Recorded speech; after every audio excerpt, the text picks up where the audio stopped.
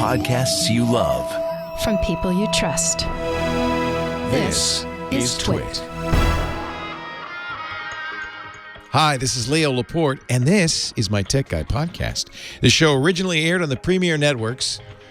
Apparently now, I was wrong. I said 200 stations. I think it's 700 stations, coast to coast. On Saturday, I'm nervous. January 23rd, 2021. This is episode 1764. Enjoy. Our annual TWiT survey is on right now. We do this at the beginning of every year.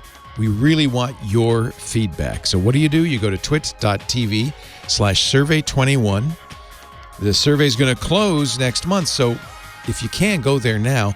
It helps us understand our audience so we can make your listening experience even better, and it also helps us find advertisers, which keeps us on the air. You're doing us a great favor. We don't want to spy on you, so we give you this chance. Completely optional, but if you do it, it would make me happy. twit.tv/survey21. Thanks in advance. The Tech Guy podcast is brought to you by Nureva. Getting your audio ready for meetings back in the office, Nureva Audio is designed for distancing. It automatically adapts to new room configurations, so you're ready for the new normal and whatever comes next. Learn more at nureva.com/twit. And by Mint Mobile. Switching to Mint Mobile's premium wireless service is the easiest way to save this year. Maximize your savings with plans starting at just $15 a month. And get the plan shipped to your door free at mintmobile.com/techguy. Well, hello. Hey. How are you today? Leo Laporte is here. That's me. I am Leo Laporte here, the tech guy. And it's time. I hate it when people talk about themselves in the third person. That Leo Laporte is here. Yes, he is. It's time to talk tech. Computers, the internet, home theater, digital photography, smartphones, smart watches. Big show ahead today. Scott Wilkinson joins us at the bottom of the hour to talk about home theater. Still kind of getting over all the things we saw virtually at CES. We'll talk about that. In an hour and a half at the bottom of the second hour, a visit from our travel guru, Johnny Jet. And, of course, in the third hour, the Giz Wiz. Dickie D comes by with a gizmo or gadget for us. So, and of course, a lot of your calls. If you want to call in and talk about tech, I'm here for you, baby. I am your tech guy. 8888 Ask Leo is my phone number. 888-827-5536. Toll free from anywhere in the U.S. or Canada. Outside that area, just use Skype, and it should be free because it's a free call. Anyway, right? So Skype will work. We have a website. It's important to know about that so you don't have to feel like we went by so fast. What did he say? What did he say? Write it down. No anxiety, no pressure. We want this to be a calm, relaxing few hours. So what we do is we have James DeRuvo going, what did he say? What did he say? Oh, I got to write that down. He's our scribe, but that's his job. And James will write it down and put it up at the website so you don't have to remember anything. Just go to techguylabs.com. And there's no charge, there's no sign up. There's a search there. We divide the site into shows. This is episode 1764. Yes, we started counting at 1. This is the 1764th episoude. This is not like season 17, episode 64. Nothing like that. No. We're not that fancy. We just count them up one by one. Doing this, the Tech Guy show since 2004 now. So it's 17 years, actually. So I guess it could be kind of like that, episode 17. Season 17. It is season 17, isn't it? Come to think of it. But that's not why the number. Never mind. TechGuyLabs.com is the website. Don't get me started. Alphabet is grounding Loon. When you name a project Loon, because it's kind of crazy, you shouldn't be too surprised if it doesn't go anywhere. It was what Google and then later Alphabet calls a moonshot, a long bet, a crazy idea that probably won't go anywhere, but hey, we're going to do it anyway because we have so much money that we can do things like this. What was Loon? Well, the idea was to give the entire world internet via balloons. Big old balloons circling the globe that would kind of, I guess they'd have a ground station beaming up to the balloon and then back down to you. They launched it, a long time ago, 2013. The balloons were not just, party balloons. They were really kind of, fancy weather balloons that went up way up into the stratosphere and stuff. So they actually got to the point where they would be up there for months, years. Kind of hard to control where a balloon goes, but I guess the idea is if we launch enough of them, I don't know. They used it in Peru after a big earthquake there. Remember after the Hurricane Maria, they used it in Puerto Rico to give them internet access. They were actually doing it last year in Kenya. But now they've decided to ground Loon, to pop the balloon, if you will. The guy who heads these projects, he's part of the Google X project. Their moonshot factory, they call it, has a very appropriate name, Astro Teller. He actually said, you know what, time to pop the balloon. We probably should just stop. But he, to be fair, he said, when I heard about it the first time, I only gave about a 1 or 2% chance of succeeding. So, it was a moonshot. It was a long bet. Part of the problem is, when they started doing this, the internet only reached about 3/4 of the earth, and so there was a lot of other people that could be served. Problem they found got to 93%, but the problem they found is that the remaining 7% either couldn't afford the technology to get the signals, like the fancy phones, or didn't even want the internet. We don't need that. Yes, believe it or not. In fact, I find this extremely encouraging. About 7% of the planet doesn't really care.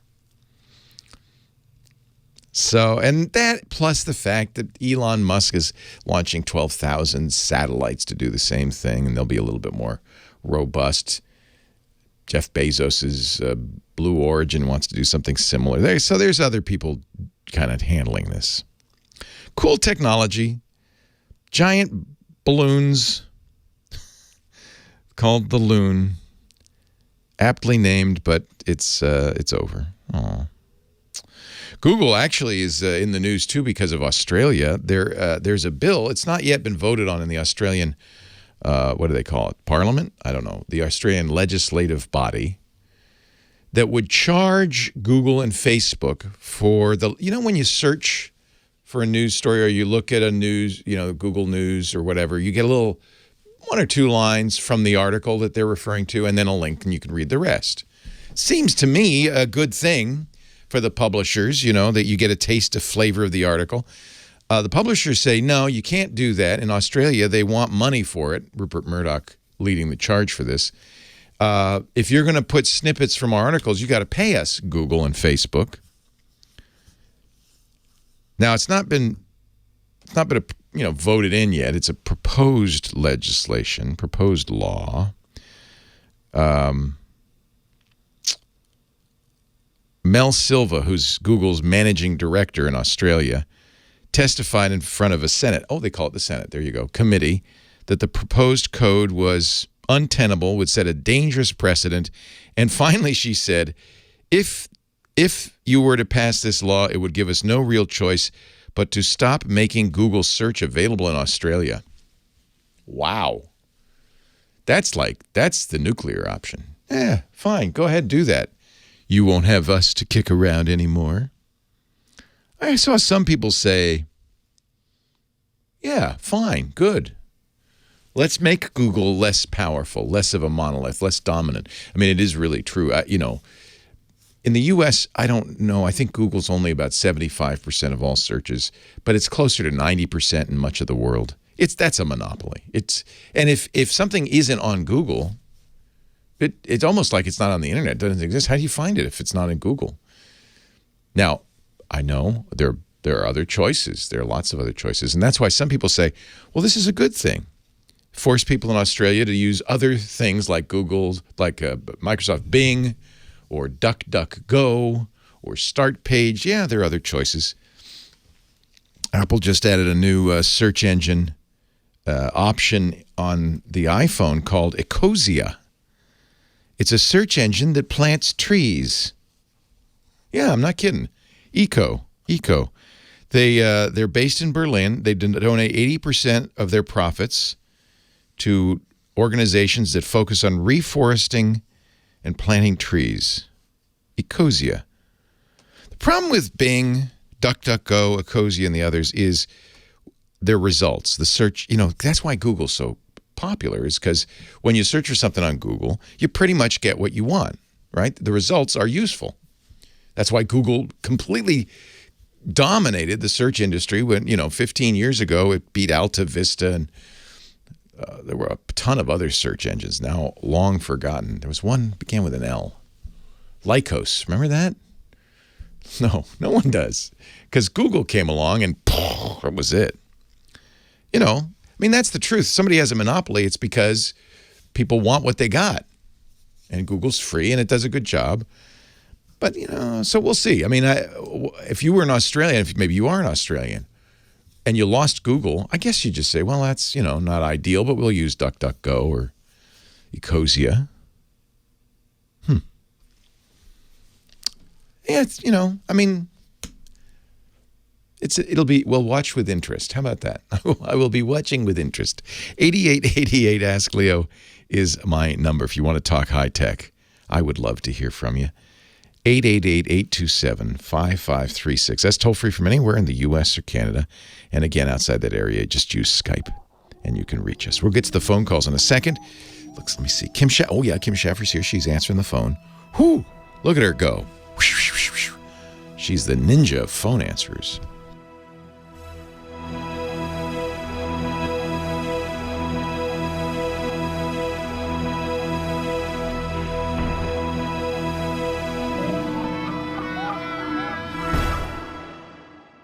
Ladies and gentlemen, boys and girls, children of all ages, it's time for the unbreakable Kimmy Schaffer, our dear phone angel. Kimmy, don't take no Schaffer.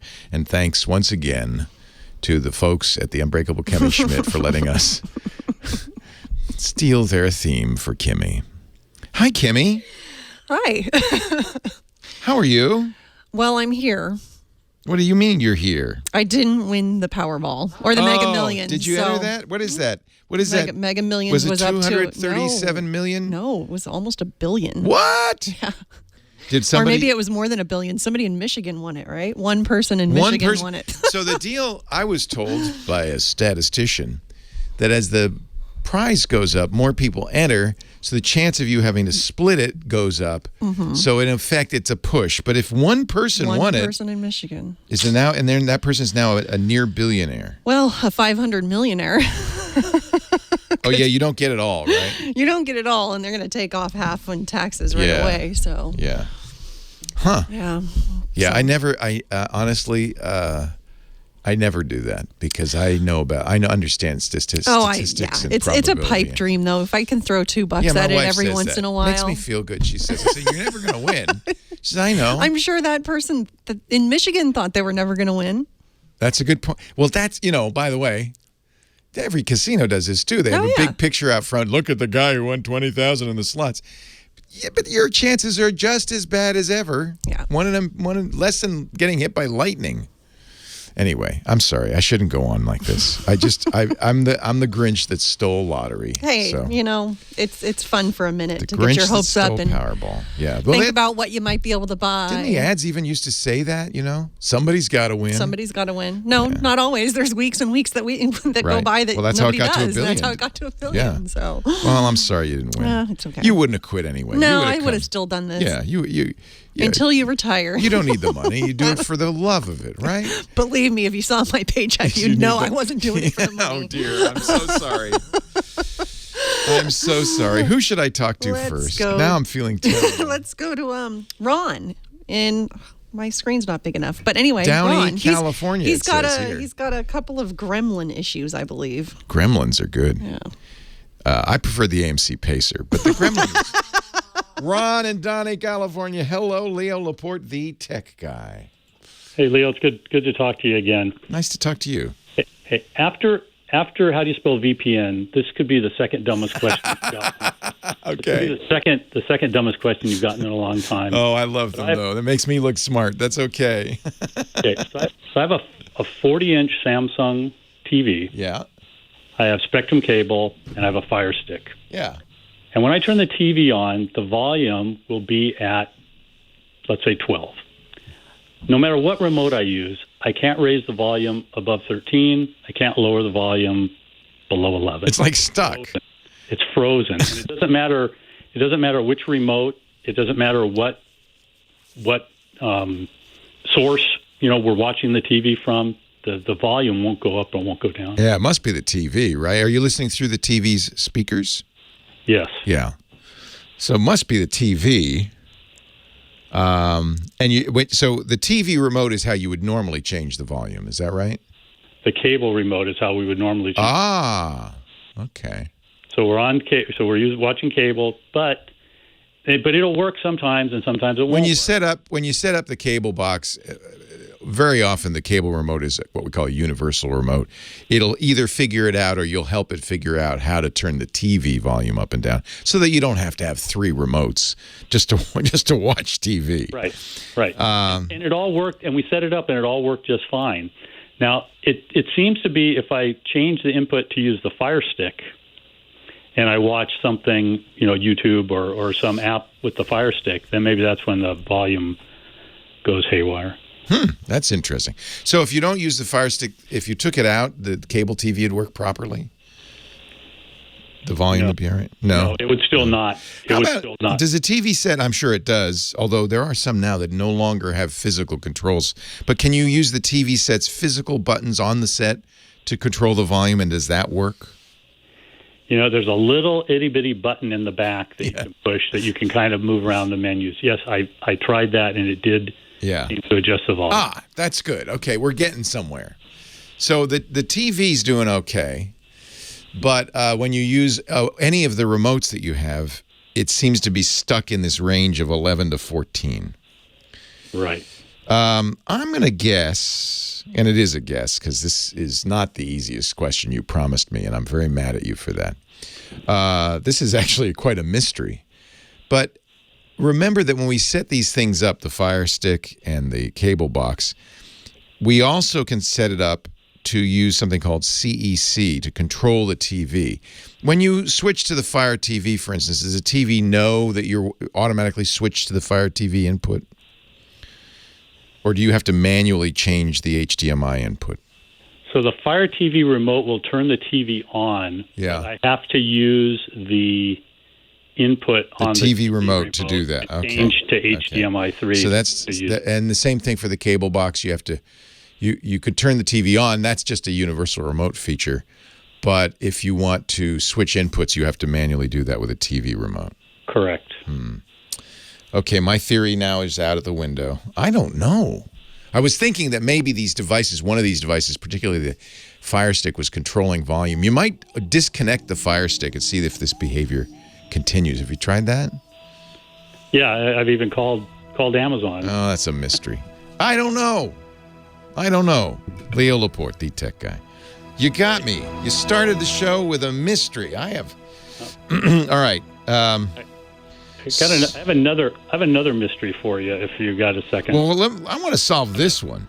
All right. then I'll do your other one. All right.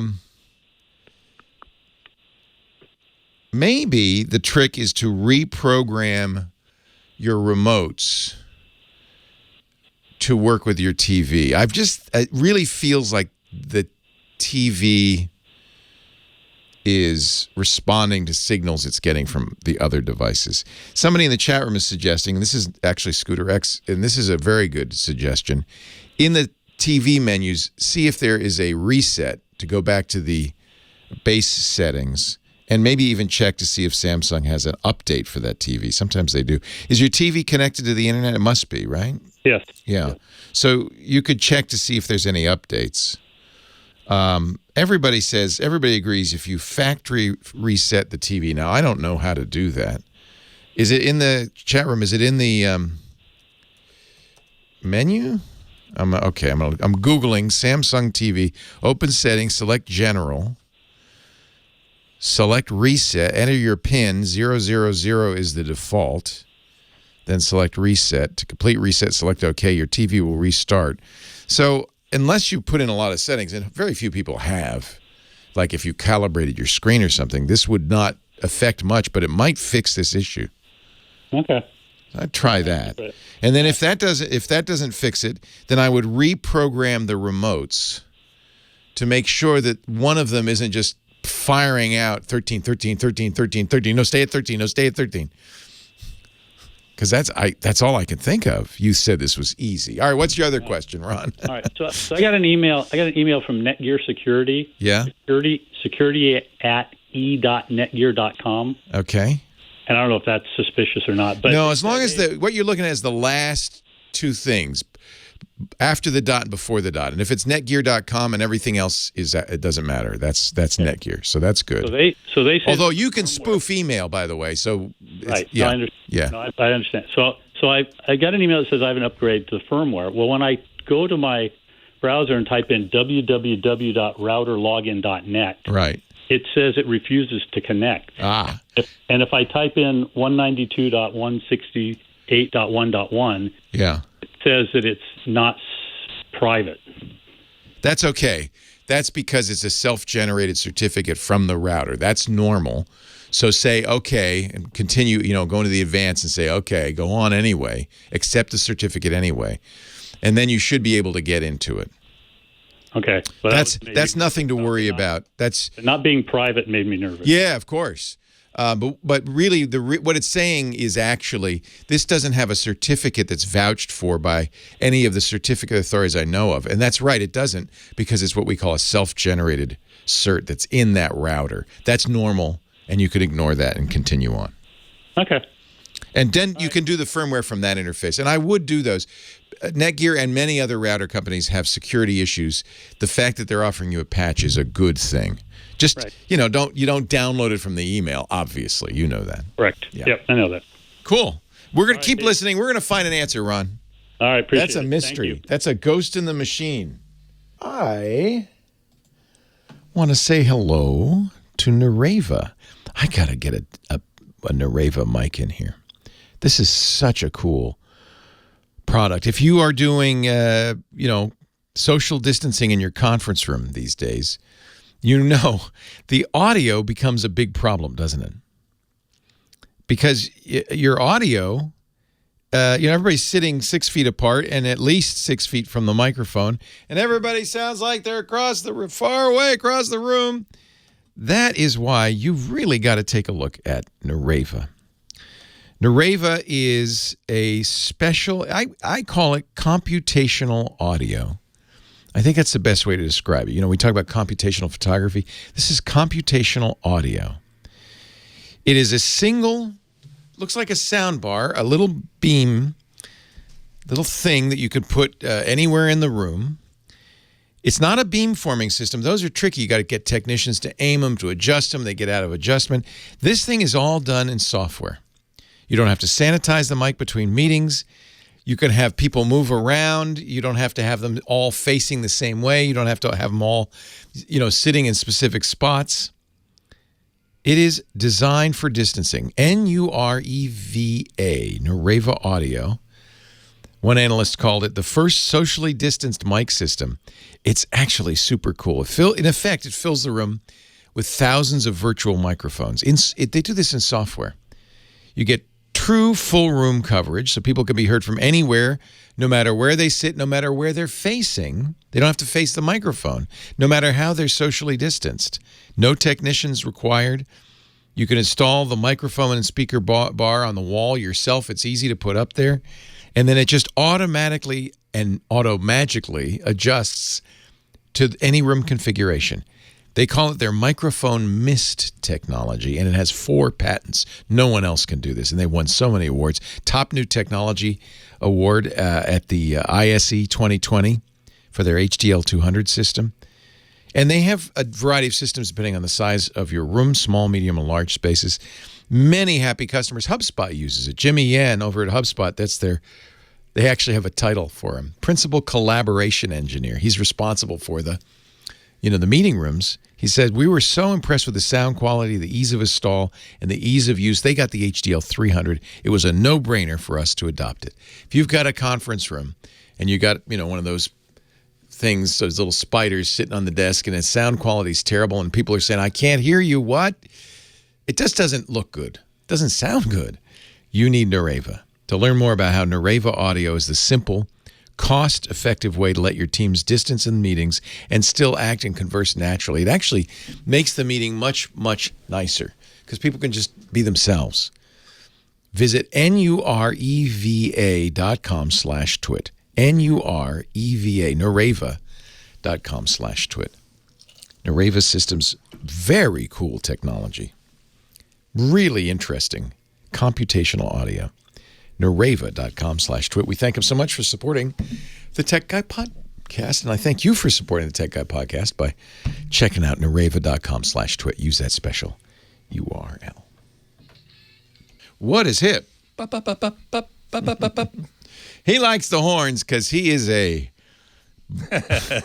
windy fellow. Mr. Scott Wilkinson, king of the wind instruments, our home theater geek, contributor at Tech Hive. Scooter X found something. I was asking Scott about Ron's question, and he said, Scott said maybe it's CEC, and I think we figured out it's probably not, but Scooter X suggested Settings, General, Smart Features. There is something called Auto Run Smart Hub. Scooter X says, disable that. Disable that. And this comes from an article. I'm getting low volume on my Samsung TV. We'll put a link to that in the show notes. Yeah, See, please do. Yeah, I love it. When somebody gets on and says, oh, this is an easy one, Leo, I always go, oh, no. Oh, no. Because it's not going to be an easy one. Scott's our home theater guru. He joins us every week to talk about big screen TVs, surround sound, all of that. What's up, Scott? Hey, I've got a new subwoofer technology that's looks very interesting.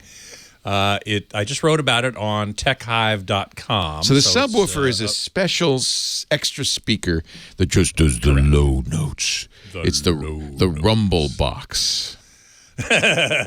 Yes. You know that we as humans ideally can hear from 20 hertz, 20 cycles per second, up to 20,000 cycles per second. Most of us in our adult years can't hear as high as 20K, but most of us can hear down to 20 hertz. Well, we can feel it if we can't hear it, because if we can't hear it, we can certainly feel it. Really gonna. It's pretty low. Yeah. It's pretty low, and so most speakers, most what are called so-called full-range speakers, can't reproduce the entire range. They can easily go up to 20 kilohertz or even higher, but it's very difficult to go down to 20 hertz because it requires a very large driver and a very large box and a very large speaker. So unless you're willing to spend lots of money, you want to add a subwoofer to your main speaker system subwoofers in order to aren't that expensive. They're a couple $100. But they can be very more expensive, but yes, but they don't have to be because they're simple. They just do the one thing that frequency. They just do the low frequencies, typically below 80 hertz. Right. From 80 hertz on down. It makes a difference because huge difference. Yeah, I mean, if you listen to music and there's a bass, being played, you can hear it. Synthesizer in particular. You can hear it on the regular speakers, but you can feel it on the subwoofer. It's a little more visceral. It sounds a little more and then real. there's movies. You know, if you like action movies with explosions and rockets taking off and dinosaurs roaring and all that stuff. Yeah. You really need a subwoofer to experience that fully. Well, as I said, normally those subwoofers need to be really big, physically large, in order to get down to 20 hertz. But KEF, the British speaker company, KEF, has come up with a new idea that I think looks really good, and I can't wait to try it out. They call it Unicore, and basically what it is it takes two drivers, right? These are the actual vibrating speaker part of the subwoofer, any speaker. They put them opposite each other, on opposite sides of the cabinet. And that's not unusual. A lot of subwoofers do that. It's called dual opposing force canceling. Oh, wow. Because they move in and out together, and they cancel each other's force out on the cabinet itself. So it stays there. It doesn't resonate. It cancels out the resonance, and you hear the sound. What KEF did that's so interesting is they took the voice coils, the coils of wire that actually carry the audio signal, and basically overlap them. They nestled them one into the other so that you can get a lot more excursion. The drivers can move a lot farther than in a normal situation. And the most important part about that's all kind of technical, but the most important part about it is they've introduced a subwoofer called the KC62, in which the two drivers are only 6.5 inches in diameter. Normally, and the box that they're in is only a 10-inch cube. Oh, wow. And normally, such a tiny little speaker, tiny little subwoofer, you wouldn't get anywhere near 20 hertz. Mm-hmm. This thing is specified down to 11 hertz. Wow. Which is way below what we can hear. You can still feel it, though. So any subwoofer that can go down that low is worth paying attention to. As KEF puts it, even if you only consider down to 20 hertz, it gives you what they call foot room. Most speakers, you want headroom. You want more ability at the top than you can actually hear so that they don't have to work so hard. Here, the subwoofer is able to go lower than you can hear, and it doesn't have to work as hard in the range you can hear.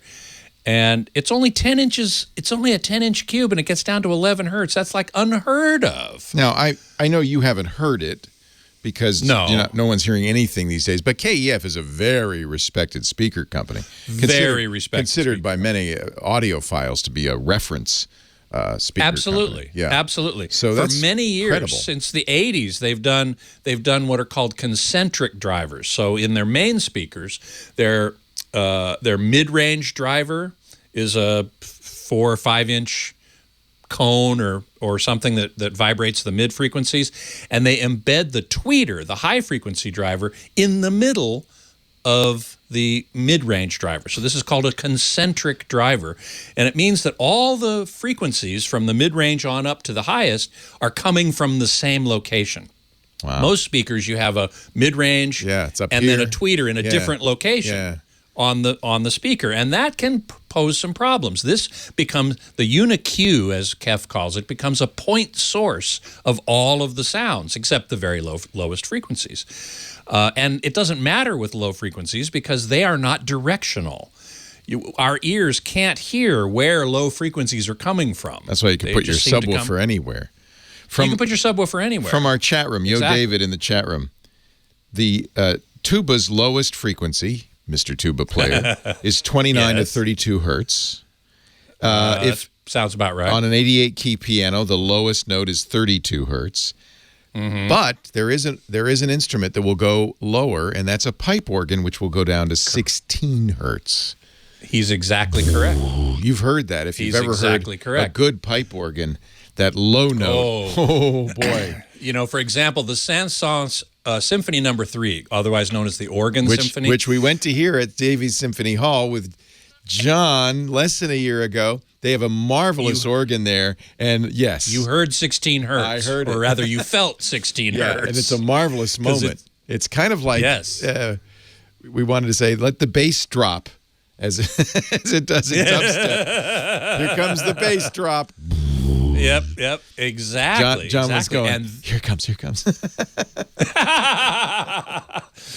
and amazingly, this little 10-inch subwoofer which you can fit almost anywhere. No, I'm concerned that the small size means, it can make a sound that low, but it doesn't have a lot of energy behind it. You say it does. It does. They are specifying its maximum output at 105 decibels. Plenty. Sound pressure level. Plenty. That's going to hurt your ears if you listen for a long time. More than enough. Wow. This is really this is kind of a breakthrough, isn't it? It is. It really is. Now, I imagine they've patented it, so you won't be able to get it for a while from other companies. Yeah. Probably not. Yeah, probably not. And this first one isn't cheap. I believe it's like $1,500. So it's my subwoofer it's a little expensive. Is literally a 2-foot cube. It's huge, but it rattles the room. That's for sure. Scott Wilkinson. Yeah. He is a contributor at TechHive.com. More importantly, he's our home theater geek. Thank you, Scott. You bet.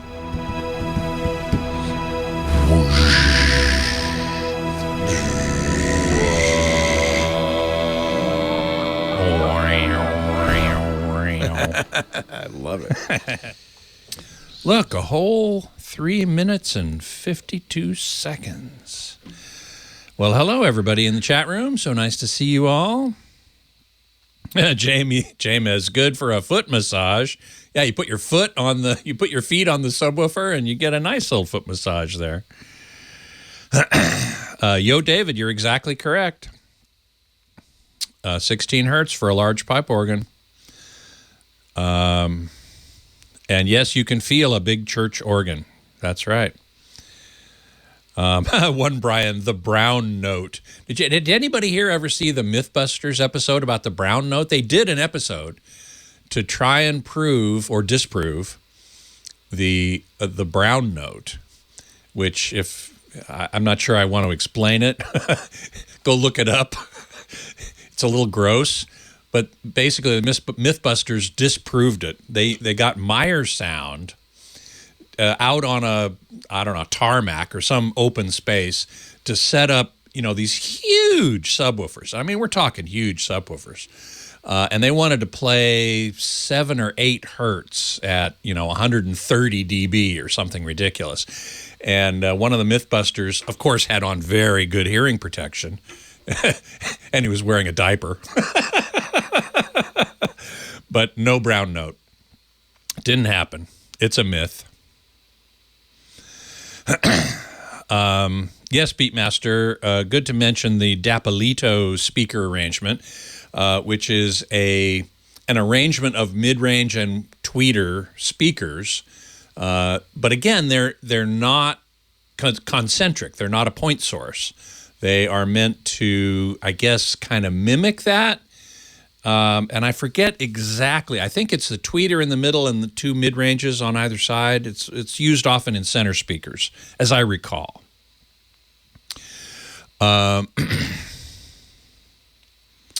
Let's see here. Music to my soul. Yeah, it's been crazy with COVID. Unfortunately, I'm sorry to say the cochlear accessory setup slipped past my consciousness. But I will look. I will go back and find that email and try to look at that again, because that is very interesting. And as a matter of fact, next week, I think I will have something to say about some new hearing assistance technology that I'm very excited about as well.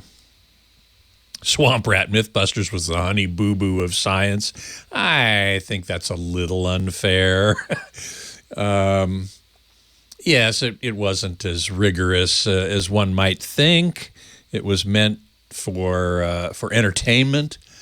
But I did respect them. I had some respect for them, certainly.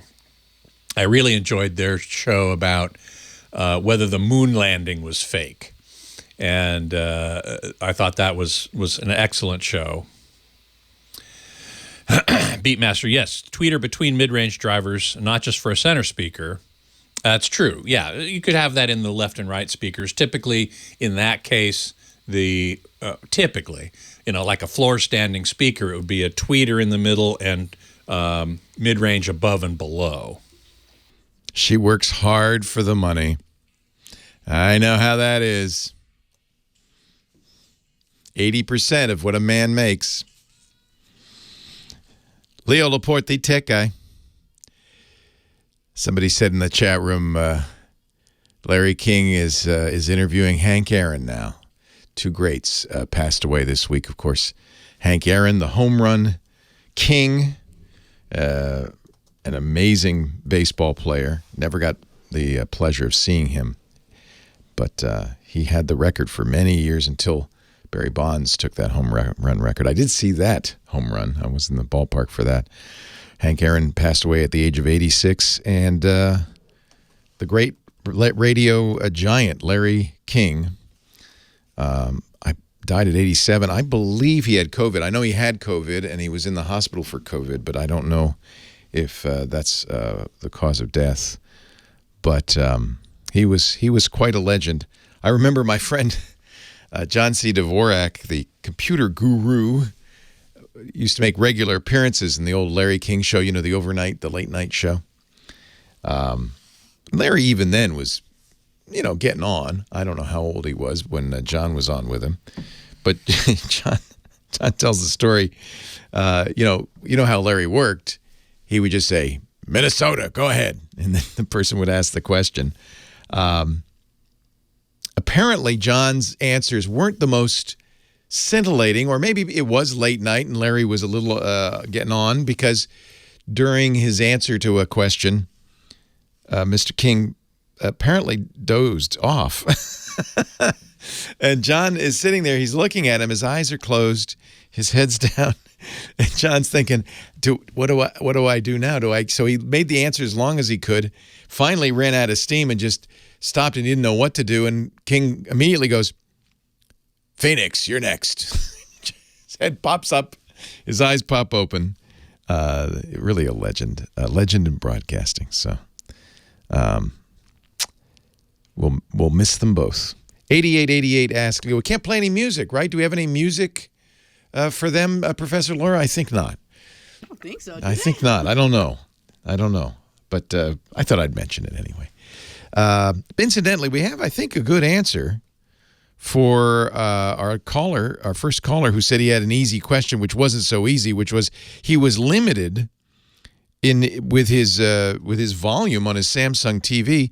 Lo and behold, Scooter X, our chat mod, found a post. We'll put this on the show notes at techguylabs.com.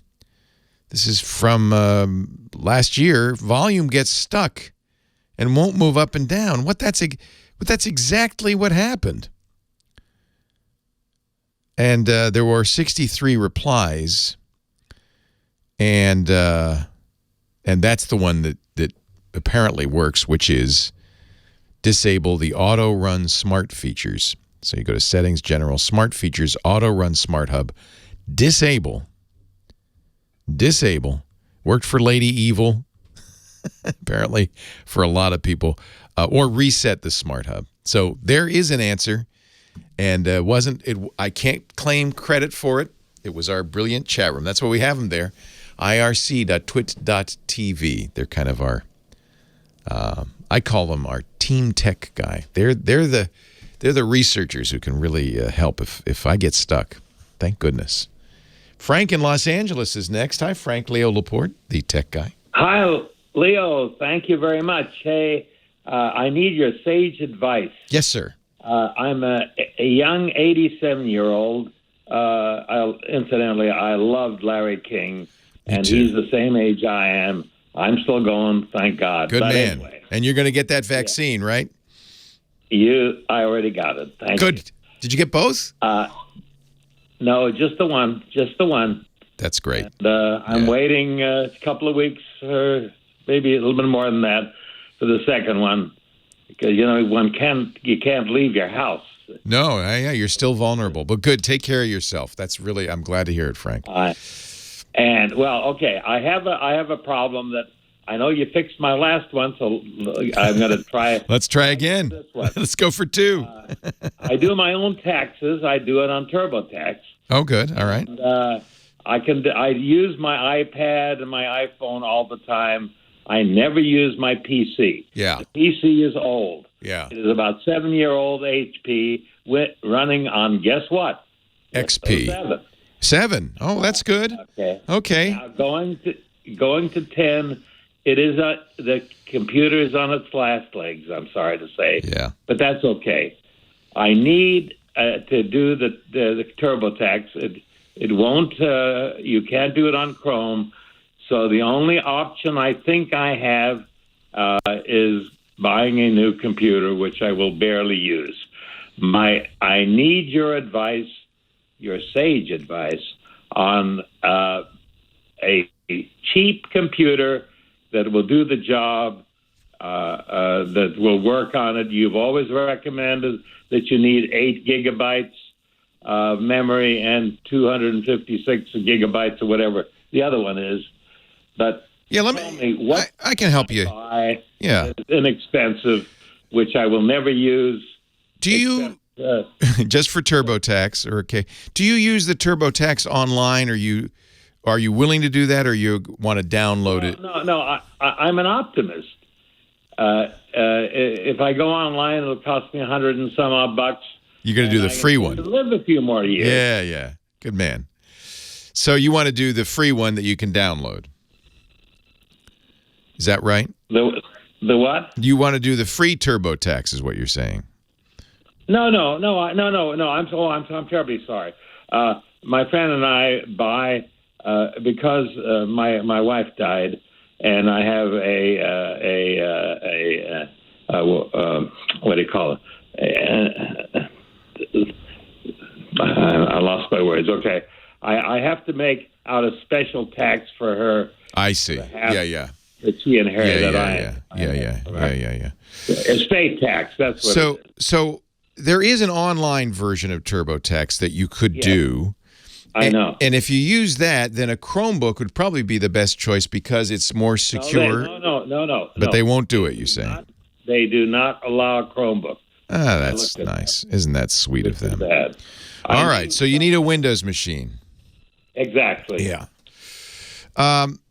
I think that probably HP makes a very inexpensive Windows machine that probably will be enough. If all you're going to do is TurboTax. And by the way, I would suggest maybe buying this at a big box store if you can, because they have such liberal return policies. Costco. I always use Costco. Yeah, so that's good, because then if this doesn't work for you or whatever, you can say, yeah. No, I guess I need another one, right?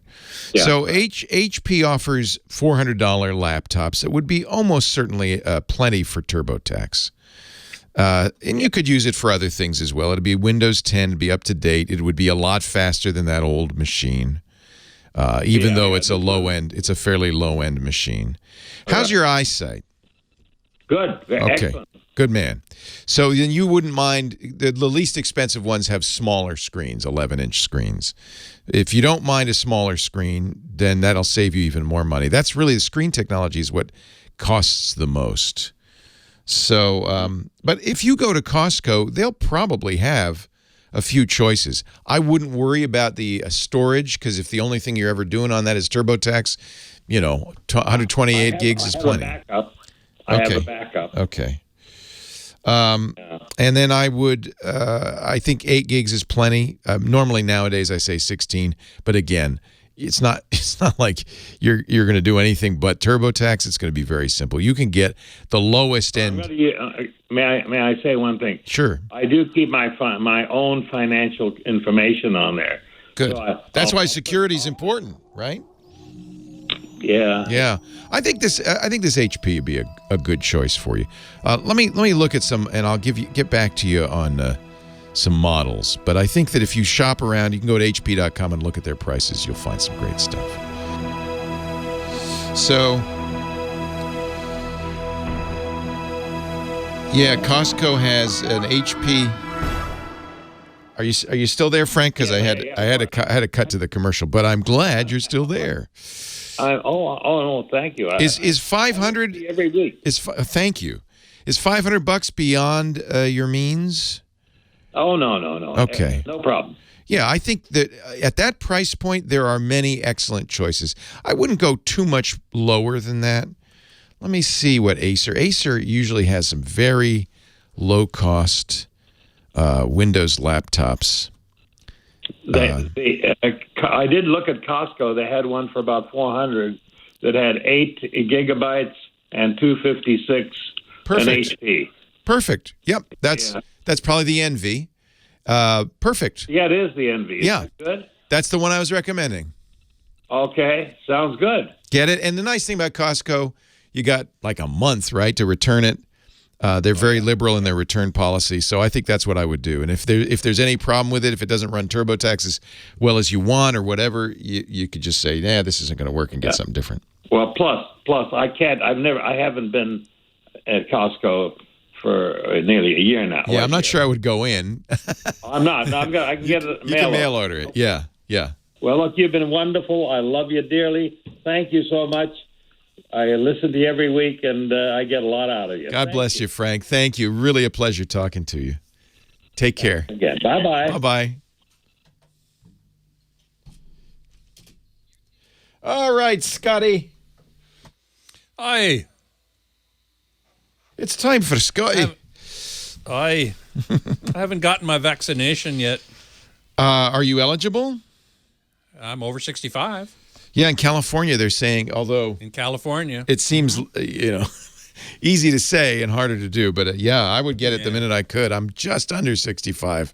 So it's going to take you another little while then. Okay. Yeah, I would get it the minute I could, of course. Well, the problem is, we're getting, LA County is getting not that many doses per week. They don't know how many doses they're getting per week. And most of them have to be reserved for second shots. Yeah, that's the problem. Ventura County is out of vaccine. That's sad. That's, that's just, well. Yeah. They're running as fast as they can. I'm anticipating I won't be able to get it till late spring, early summer. But that's, I'm just double masking and washing my hands and staying away from people. And Yep. I'm doing the same. Yeah. I am doing the same. So anyway, nice to see you all again.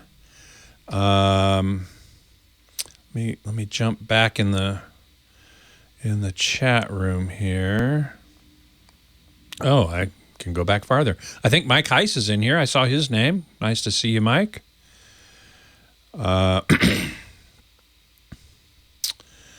Let's see here.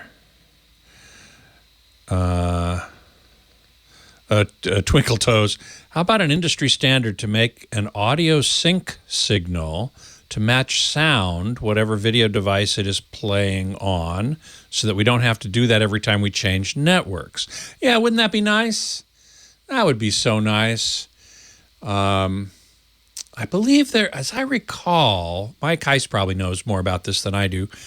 There was an effort in Congress, I think, to legislate the volume of commercials to a consistent level and not to let them be louder than the program level. Now, I will tell you that some years ago, I actually did an experiment where I measured the levels of commercials and regular program material. And what I found was very interesting. The commercials weren't actually louder. They did not have a higher peak level. Instead, they stayed at that high level more of the time. In other words, their dynamic range was very compressed compared to the real show. The real show had the same peak, but it had much lower lows, whereas the commercials were very compressed dynamically, and that's why they sound louder. So I found that very interesting.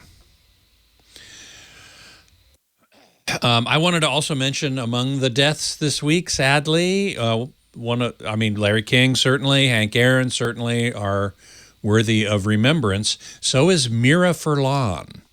Those of you who were fans of Babylon 5, as I was, and still am, will remember her for playing Delaine, the Minbari ambassador on Babylon 5. And she was a she was a great presence on that show. I thought she was a wonderful actress, and I was very sorry to see the notice of her passing this week as well. She was only 65, as I recall. So I was very sad about that. She was a good lady. So let's see here. Beatmaster, ads being louder than the regular content would be an easy target for an ad blocking tech. I guess that's why they do it this way. Yeah, I guess. Scooter X says, I still think CBS does something to their audio for commercials, always loudest sounding on CBS, no matter where I view it. That's interesting. I didn't do that test across networks or across channels. I will say that the shows that I watch on CBS, the audio is generally mixed very badly in the show itself. FBI is one example. NCIS is another. My wife and I enjoy those shows, and they're great shows, but the audio is mixed poorly, and the dialogue is often difficult to comprehend. B Nosy loves the Tron Smart's Bluetooth speaker. Yeah, so do I. That's the one I take on vacation. Next time I ever go on vacation, who knows when that'll be, but that's the one I take. It's small, you can pack it up easily, and sounds amazing for its size and price. Really quite astonishing. Tim Elliott, I have an idea for better sounding music. Why not apply HDR concepts to music, letting us hear full dynamic range, but get compression when we want it? Yes, that's one thing that high resolution audio is meant to do. Certainly radio and a lot of CDs, a lot of music, pop music anyway, is mixed with low dynamic range, narrow dynamic range. But high resolution audio tracks are typically mixed with full dynamic range, and they have greater dynamic range even than is possible with CD quality sound. So you can get high dynamic range audio, if you will, from various streaming sources. Tidal is the one I use, TIDAL, and SACD and DVD audio discs, which, discs are on their way out, I think. In fact, there's Ken Crayley. How long do you think physical media has left in shelf life? I think a minimum of 5 years at most. It's going to die out slowly. There are still plenty of people who prefer physical media for the higher quality as opposed to streaming. But it is going to die out, I think. Thank you there, Scotty. My pleasure. Have a great week. See you next week. All righty. Bye-bye. Well, hey, how are you today? Leo Laporte here, the tech guy. That's me. Time to talk computers, the internet, home theater, digital photography, smartphones, smartwatches. 8888 Ask Leo is my phone number if you want to call and talk about tech. I'd love to do that with you. I'm your tech guy here for you today. 888-827-5536. We also have a website, techguylabs.com. You can always go there if you want to find out. What did he just say? Or if it's worse, if you're saying, you said what? Wait a minute. You can correct it or come up with another answer. Leave your comments. TechGuyLabs.com. No sign up, no fee. It's wide open. It's free. And now Larry on the line from Manhattan Beach, California, our next caller. Hello, Larry. Hey, Leo. How are you? I'm great. Welcome. How are you? So, yesterday I began getting all of these messages on Facebook Messenger about a video that I supposedly posted. Yeah. And was that you? And I can't. Was that you? And boy, click that link. Why don't you click? Because it could have been what you did last night. You won't believe that kind of thing. Well, yeah. This wasn't one that was directed at me. This is one that apparently came from me. Yeah. And people are going, I can't open this. I can't. Oh gosh, people. Oh, stop. Oh no. And so I spent an hour yesterday answering messages. No, I was hacked. I posted it on my Facebook page. That didn't come from me. I can't find Okay, so I'm a LastPass user. Thank you. Good. And I've got a 14-character password with all kinds of weird characters in it. Apparently, somebody was able to log in as me. All right, so then I went in, I changed my Facebook password immediately. And then it happened again today that my account was locked again today, and I had to go change the password again. Oy. And I'm wondering if somebody has somehow gotten my LastPass master password, God forbid, and I can't find in LastPass any way to find out what devices have accessed LastPass or changed passwords or viewed it or anything like that. I don't know. It's a total mystery. And wow. Any ideas? Yeah, a couple of things. First of all, you can in LastPass see what's going on, but I don't think that's what actually happened. So I believe, now I'm going to have to check, maybe the chat room knows, I believe it's possible to spoof. How do they know it was you? I bet you they're spoofing your Facebook address. That's what I think. I don't know how that's possible. Well, there's a couple of things. It's happened to me, certainly. I don't have a Facebook account anymore, but people would just clone my account, take all the, your Facebook account has enough public information on it in most cases, unless you really lock it down, for somebody to make a duplicate account that's similar, it obviously can't be identical, but similar to yours. They can claim they're you and then send messages from it. But what's interesting is, are the messages going to people you know? Yes. Okay. That's a little more concerning, because the only way they'd have the list of people you know is if they did have, in fact, access to your Facebook account. So that's a little bit more concerning. You're using a long password. Are you using two-factor by any chance? I'm not using two-factor. I would certainly turn that on. On Facebook? Mm-hmm. They support it. Ideally not with a text message, but with an authenticator. Facebook actually will use Messenger as an authenticator, and that's fine. You'll do that, after you change the password. Do that in tandem. Well, I've now changed it 2 days in a row using a password generated by LastPass. When you change it, does somebody change it to something else? Or are you just changing it because something's still going on? No, I'm changing it because something's going on. So next time you change it, or you don't have to change it, turn on two-factor. That's for sure. If somebody's getting into your account, that's going to help. And the reason is, even if they had access to your password vault, your LastPass vault, they would not be able to do anything with it, because two-factor, they'd use your password and it still would say, okay, well, now what's the second factor? What's the authentication code? And they'd say, well, we don't have that, unfortunately. I'm looking on LastPass. I might be wrong. I thought LastPass had a directory of things that have been used. You can go, the best way, I guess, to do this is go look at trusted devices in LastPass. That's in the account settings. And the trusted devices, though, they just have these weird identifiers. You can't tell what device it is. Yeah, I always name it. But you're right, there's a weird identifier, and I don't know where you would find that. But, one thing you can do is just clear them all and then log into your few devices. Name them after you log in one by one so you know what they are. And anything that comes in after that, that would mean access. It's really hard to steal somebody's LastPass. Do you have two-factor turned on LastPass as well? No. Always use two-factor if you can, and both LastPass and Facebook will allow you to do that.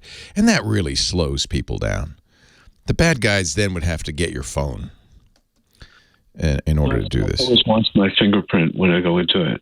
That's good, but a two-factor is even better. The fingerprint is just to save you from having to enter the password again. That's not two-factor. So if you go in LastPass settings, you can turn on two-factor. So I have Microsoft Authenticator through work. Can I use that Authenticator to do two-factor? Yeah, you sure can. Yep. Oh, okay. So the chat room's suggesting this is also possible. I would go into your Facebook account. Make sure your friends list is not set public. Because if it is, then they wouldn't have to compromise anything. You're telling everybody. And so if those people that got messages from you are in your public friends list, make that private. In fact, I'd go through your Facebook. This is another security measure everybody should do. Go through your Facebook settings. Make everything private that you can. Only accessible to friends. Not even friends of friends, but just friends. Okay. Okay. Under account options, advanced other sessions, it will show you. There you go. Account options, advanced other sessions. It'll show you the actual IP addresses that they're logged in from in LastPass. So that's another thing you could do. So account options. Okay, you post that. Okay. Yeah. Account options, advanced other sessions. That would certainly tell you if somebody's using your. It seems unlikely. If that's the case, though, somebody's got into a password vault. Boy, you got a problem. Because now that they would have everything. That's why it's really important to use two-factor. So, again, yeah, you can use, you're already doing it at work. That's the Microsoft Authenticator. You can use the Authenticator to generate those 6-digit codes. Okay. Yeah. I would look very carefully. Everybody should do this. Facebook's defaults are highly insecure. They make everything public because they want you to be public. It's easier for them. So I would go through your settings, make sure. I would look and see, if somebody is saying, hey, I got a message from you, have them send you that message and check to see, is that my account? Because it might be an account that has the same name, but is in fact somebody's made a duplicate account. Search your name, report a duplicate account, go through your Facebook settings, make things more secure. All of these things. It's too bad we have to do all this, honestly. I broke up with Facebook 2 years ago, almost 2 years ago. But I understand for a lot of us, it's not a necessity, but boy, it's sure nice to stay in touch with family and friends. My wife would never leave Facebook. And she's always telling me, oh, did you see what happened to this guy, that guy, or our friend sold their house and moving and stuff. And I don't know any of that stuff. I don't know any of it. So I understand, if you want to stay in touch with ex-girlfriends and long-lost family members. It's a very nice thing to have, but you got to lock it down. You got to make everything as much as private as you can. Friends only. Make sure your friend list is private, that kind of thing. I think it's much more like, these things are so easy to do, it's much more likely somebody's doing that. And then you might say, well, why are they targeting me? Well, they're probably not specifically targeting you. They just found your account, found it easy to do this. What they really are doing, the reason they're sending those videos out, this is an old scam on Facebook. They want people to click that link because that link is not a video. That link is going to have malware at the other end of it. So they're really going after your friends who are not sophisticated like you and are clicking those links. Don't click links in Facebook Messenger. And then somebody in the chat room has given us a good link that everybody should have, facebook.com/settings !tab equals privacy. I'll put that in the show notes. It's a long one. But go directly to the privacy settings. Lock everything down. Turn on two-factor wherever you can. For people who are saying, what's that two-factor? When you log into a site or an application, usually you give it an email and a password, right? And, of course, you're great. Larry's using LastPass. He's using a password manager, so he's generating a really good random password, not trying to remember it, letting the password manager remember it. That's all good. But when you that's one factor of authentication. And, in fact, it's something you know. There's 3 different ways you can authenticate. Prove you are who you say you are. Something you know. Mother's maiden name, birth date, password, that's something you know. Something you are, biometrics, your fingerprint, your face ID, iris scan, things like that. That's something you are, biometrics. And the third factor is something you have, which could be, and this is what I use, an authentication key, a little dongle that goes into the USB port. Only I have this. That's my two-factor. So when I go and log into LastPass, for instance, it says, okay, on a new machine, it says, okay, now put your key in there in the USB port so we can make sure it's you. If somebody doesn't have this little USB device, they can't log in as me, even if they know my password. An easier way to do this, you don't have to go out and buy a physical key, is to use an authenticator program. People always say Google Authenticator, but Google's just one of many companies that makes them. Microsoft makes Authenticator. My favorite is actually from a company called Twilio. It's free. It's called Authy, A-U-T-H-Y, but they all work roughly the same. You'll get a QR code from Facebook or LastPass or whoever. Aim your phone at it. The QR code sends a secret number to the phone. That number is stored in the authenticator and then mushed together with the time of day to generate a 6-digit code. Only you have access to your phone. So that's something you have. And that's a second factor. Something you know is the password. Something you have is the phone. That makes it extra hard for bad guys. Often banks and others, for convenience, will use a text message. You probably experienced this. Your bank says, okay, a lot of financial institutions do this. Okay, we have a phone number on record. We're going to send you a code by that number. Just enter that in. Same idea, something you have, your phone. It's not as good as an authenticator program or a key because, unfortunately, it's not so hard to do something we call SIM jacking, effectively stealing your phone number. And if a bad guy really, now you'd have to be targeted because it's a lot of work. But if somebody really doesn't like you, they call the phone company and say, I lost my phone. I need a new SIM. Send it. Okay, we have an address on record. Oh, no, I moved, man. Send it to 123 Main Street, man. And they send the SIM card out, and that bad guy now has your phone number. And when that text message comes from your bank, it goes to him. There's even more sophisticated ways to do that. But that's a lot of work. Honestly, I think that it is most likely that your Facebook account's not compromised, your LastPass is not compromised. Somebody's doing a kind of a dumb hack, which is to impersonate you on Facebook. And that's possible because your friend list is public. So make it private. Make it private.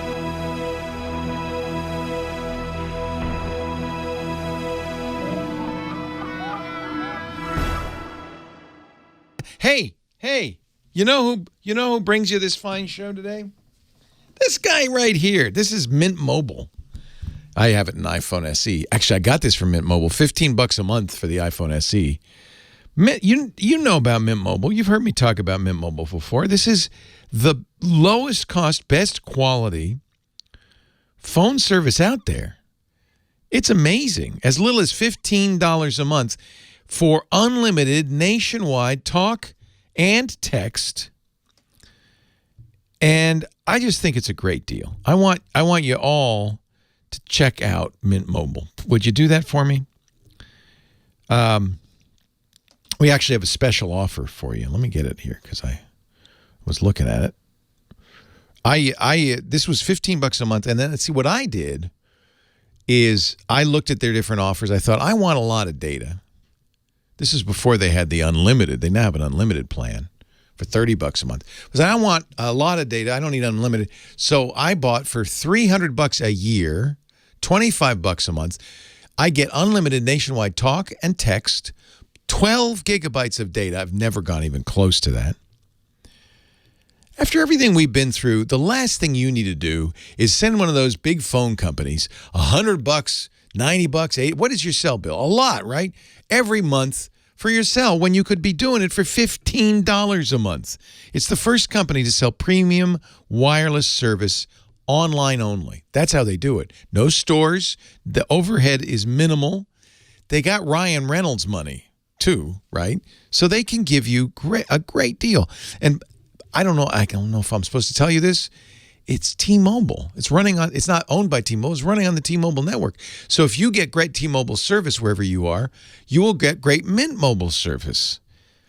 If you want, you can have them send you the SIM card. They don't charge you for that. Everybody else says, it's $10, $50, $25. No, they don't charge you for that. They'll mail you a SIM. You put it in your existing phone. That way you keep all your contacts. If you want to keep your number, Mint Mobile will port your old number over just like that. But suddenly you're using the same phone, same great service for like a fraction of the cost.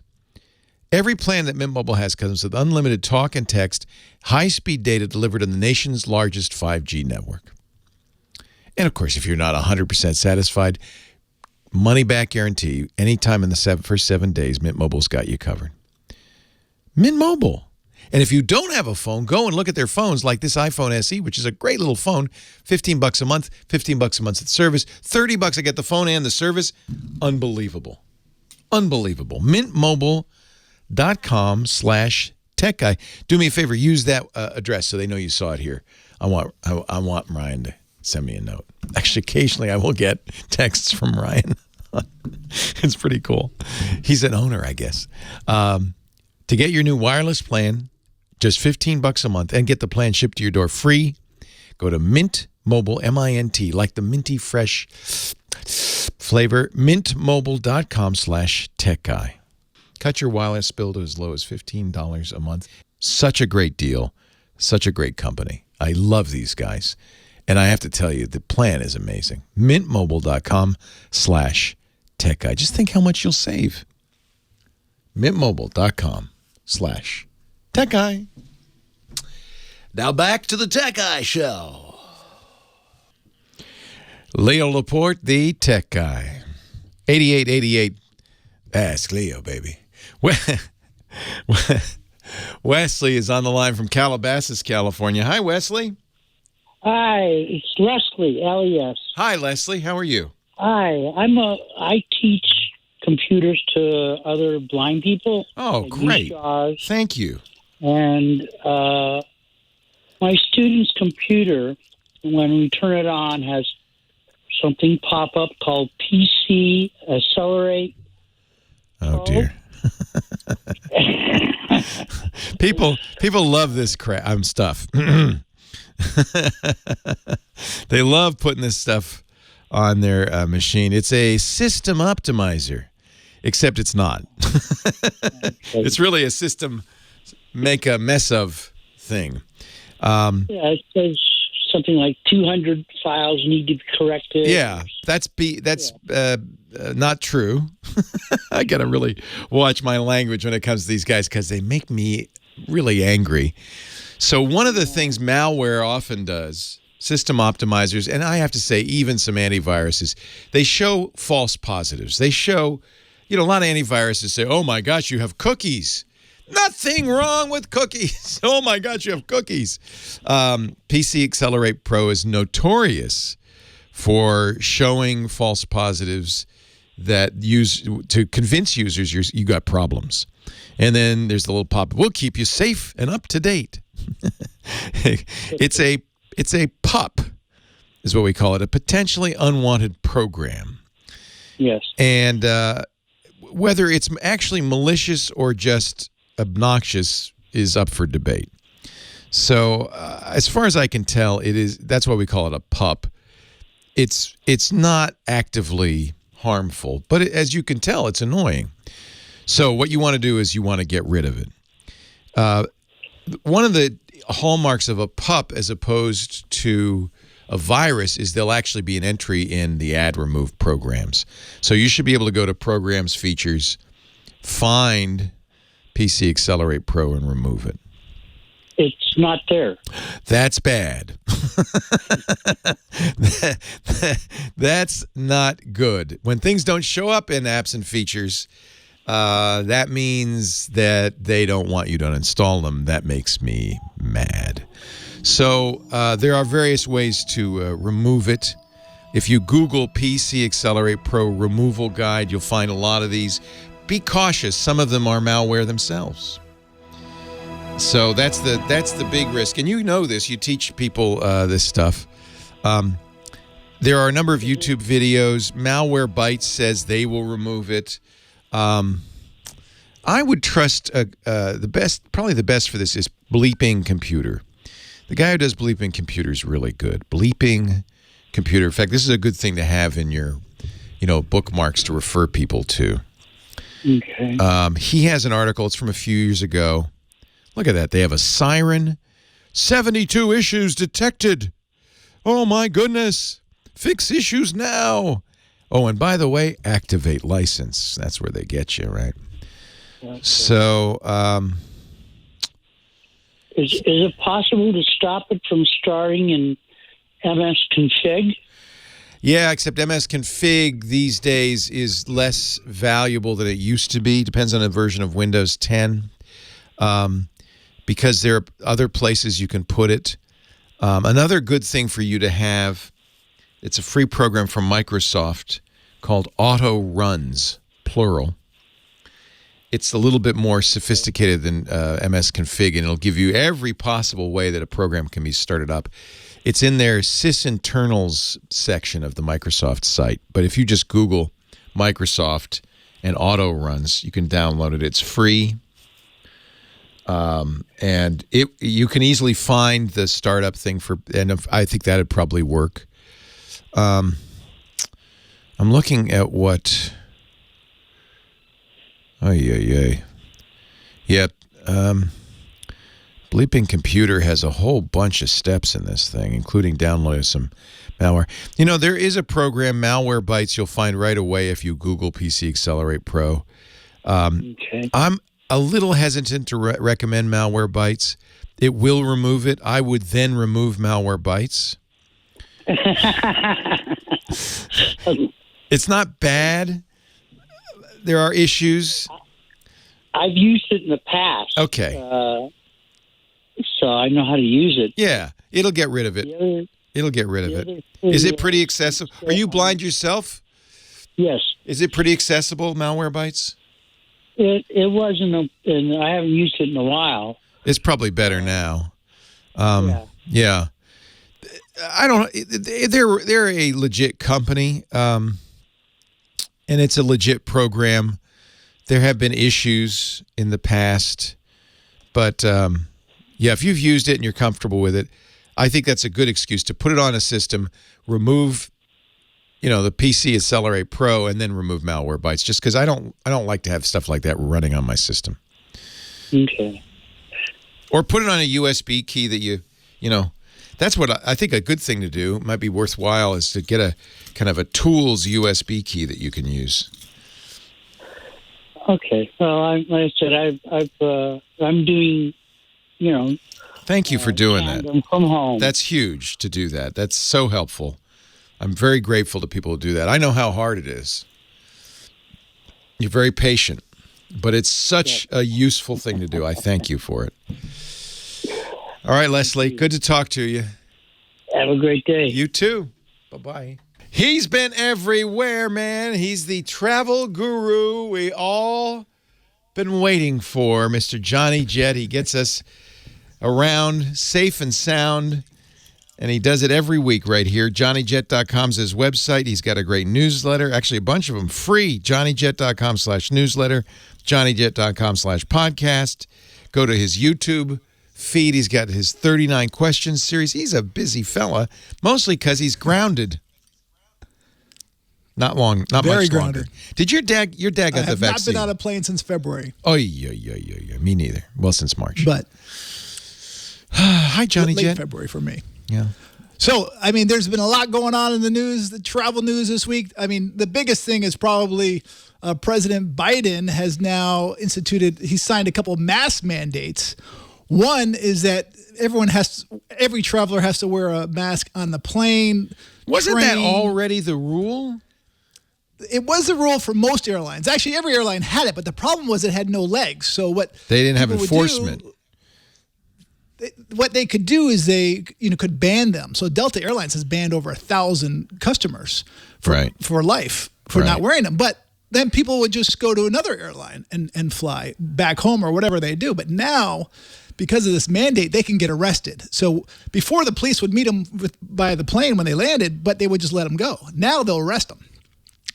And also they signed it, you can get a $35,000 fine or a year in prison. Wow. So the mask mandate is big, I think. So there's a serious teeth behind this now. There is. Yeah. And I think flight attendants, I know flight attendants are relieved. They've been asking for this for almost a year. They're endangering their lives. So yeah. Yeah, I think 10% of flight attendants or the union just reported that 10% of them have either died or been quarantined. Oh, wow. Or have been sick from COVID. Oh man. But so that's one big thing that's happened. Also in the news, now there's this new strain, these new strains that are popping up in the UK and South America and South Africa, and they're really worried about it. So, I was speaking to my buddy in Germany yesterday, actually, and he was like, now we have to wear an N95 mask to go into a store. And Lufthansa is a German airline, said they're going to now make passengers starting February 1st, they have to wear an N95 mask, not just a regular face mask. And I have a feeling that might be coming here, although we have a short supply of N95. So I think KN95s. Those are the Chinese variants. So I sent a tip out. Yeah. Yeah. And that's going to be a problem. And also Canada just came out this week and said that they are now going to start considering, because of this new mutation, that they're going to start making passengers quarantine in hotels. Before they would just say, go quarantine at home for 14 days or 10 days, depending on what it is. But have you gone to Canada? Now they're considering that. Your wife is from Canada. Have you considered going to Canada? She's from Toronto, and we definitely have considered it. But the problem is, we have a small apartment there, and here we have, a couple bedrooms, few bedrooms. So, and, we didn't want to quarantine. Also didn't want to take the chance to get over there. And also our health care is not covered there. Right. So there's a few reasons. Also, it's freezing cold in Canada. We're in California. Toronto's a little chilly right now. Yeah. Yeah. But the other thing that President Biden instituted this week was that, so now when these travelers come into America, even if you're American, you're going to have to quarantine and be tested. So this threw a huge wrench into international travel, especially Mexico, because that's where most Americans have been going the last several months. Yeah. But now a lot of these hotels, especially resorts, are now offering free COVID-19 testing at the resort. So you'll be able to meet that requirement. And some of them are even saying that we'll give you 14 days free if you test positive. So you can quarantine up to 14 days. That's cool. Yeah. I mean, yeah, they definitely don't want to lose this business. But unfortunately, I think most Americans are going to stick around in the U.S. because they don't want to take this chance. But no matter where you go, always read the fine print. And, especially with insurance, we talked about that last week. Also, beaches, resorts, and sandals are having that same policy where they're giving free testing. And Dominican Republic hotels are doing it as well. And now they're talking about Hawaii just said that, starting in the spring, they might be opening up Hawaii, no quarantine or testing as long as you can prove that you've been vaccinated, which would be huge for travel. I bet that starts to happen as more and more people have been vaccinated. We're going to need some sort of way of proving it, though. They've talked about vaccine passports. American Airlines came out with a Verifly app this week, which, but you can't. It doesn't prove it. You have to take a picture of your negative COVID test, and they created it in November, actually 2 months ago or 3 months ago. So for outbound travel, but now it's for inbound travel because of these new CDC guidelines. So you're going to see more and more of these things, and there has to be a universal way to prove that people actually have been vaccinated or tested, because there's been a lot of black market going on, and they're cracking down on it. Actually, President Biden said that they're going to crack down on these fake negative tests.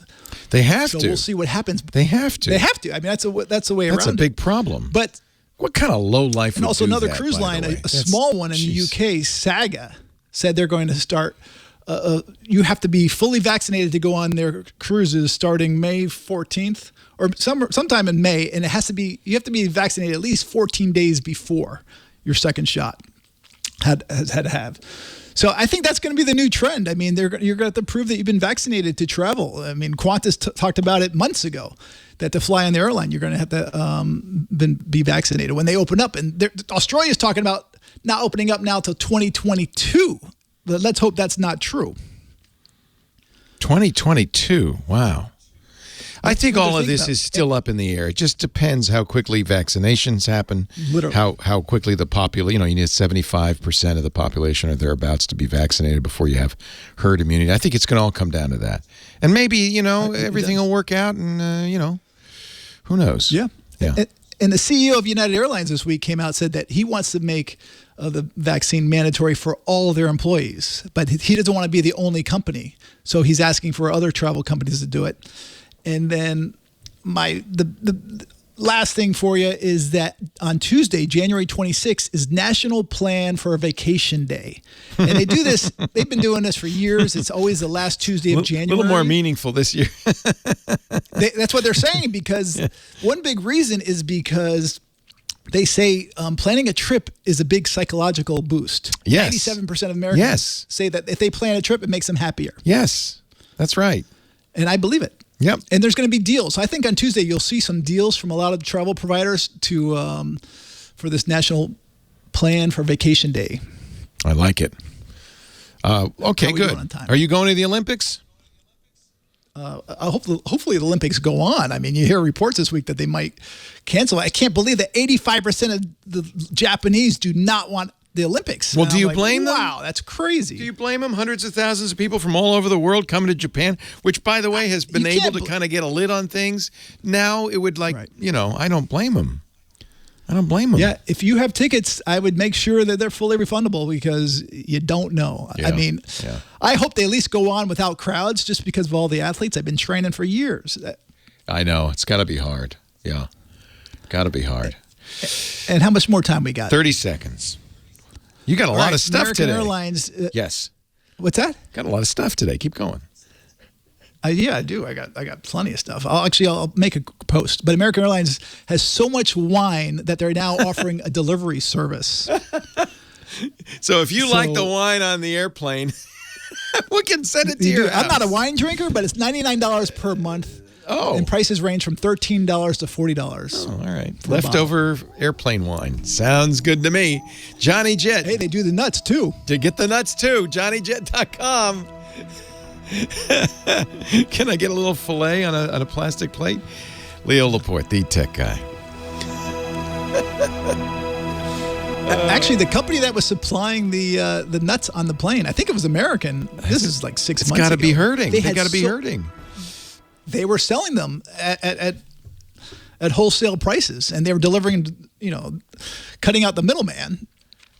But the nuts on the airplane, is it something people really miss and want? Is that, is there nostalgia for that? Did you get 4 nuts in a foil bag you can't open? I don't understand this is all for premium classes, usually first class. Oh, those are the good business nuts. Class. Yeah, they mix the cashews in. So they don't. Yeah, that's the good most don't nuts. serve peanuts or nuts anymore in the coach cabin. And actually, they really should do away with them because of the nut allergies. Pretzels are good. I like the pretzels. And that's what Southwest did. But they do the hickory almonds with the hickory salt and all that. Yeah. My favorite mix was always I have United over here. Airlines to we Hawaii. had a Southwest flight attendant who was a big fan in the studio. She's famous on Southwest because she makes pretzel crowns. And she sent me a pretzel crown. They're made out of the pretzel bags of toothpicks. I have it here somewhere. The Southwest pretzel crown. So if I ever get, locked in my office and I'm starving, I can eat that anyway. Yeah, some of these flight attendants are amazing. You see them create all kinds of things for special famous. occasions. Yeah, I think she's famous. Let me see if I can find it. I'm not surprised. Pretzel crown. Where is it? It's awesome. Some of these people are really amazing. And especially these days. Hey, somebody ate my pretzel crown. Let's see what Dr. Mom says. Oh. Yes, she's right about the taste at 35,000 feet is different.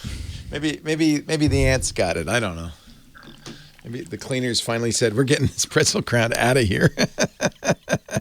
Yes, they heat the nuts in business class. They're hot nuts. They're good. Usually. Sometimes you get flight attendants that don't do it. And and I watch customers complain, and it's like, come on, my nuts aren't hot. Get them hot. That's hysterical. I got no comment. That's hysterical. I do miss, Lisa especially. She's really missing it. I don't mind so much, but she's really missing it. I have dreams about traveling. Leo Laporte, the tech guy, 8888, Ask Leo. John on the line from Buffalo, New York. Go Bills. Yes, go Bills. Go Bills. Oh. Yeah. So what can I do for you, John? Hi, Leo. This is an absolute honor to be talking to you. I used to watch you daily when you were on ZD and Tech TV. Oh, nice. Thank you. I appreciate it. Okay, my father is in his 80s. My mom passed away about 7 years ago, and he started to, until then, he never really did anything on the computer. So we kept my mom's old computer around, and he would do some things. And so I got him a new computer for Christmas. How nice. That's great.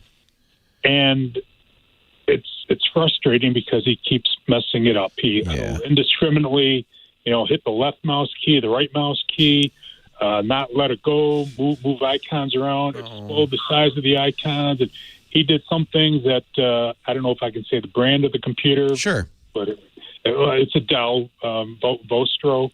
I'm not sure. Yeah, the Vostros. Yeah, those are nice. Yeah. Yeah. And I've already had to do a factory reset 2 times because I got on the phone with the folks from Dell, and they couldn't even figure out what he did. The solution was just do a factory reset. So Microsoft used to offer a really great thing. I think they called it steady state, where you could reboot the computer and it would go back to the original settings. So, every day, this was for hotels and stuff. Because, you have a computer in the business center. You don't know what people are going to do with it, right? So every night you reboot it and it would go back. Unfortunately, they killed it. Oh. I know. It was really good. I think there are other things that do it, but they're commercial programs. What are you thinking? What would you like to do? If I got to pay a modest fee for something to do this, that would be what I would like. And the hotel thing, I do a lot of traveling with my job, and that's, I go into the lounge and whatever, and if I don't want to use my laptop in my room, just go in there for something. And it's exactly what you said. You just, when you're done, you log off and it reboots, and boom, it's back to where it was.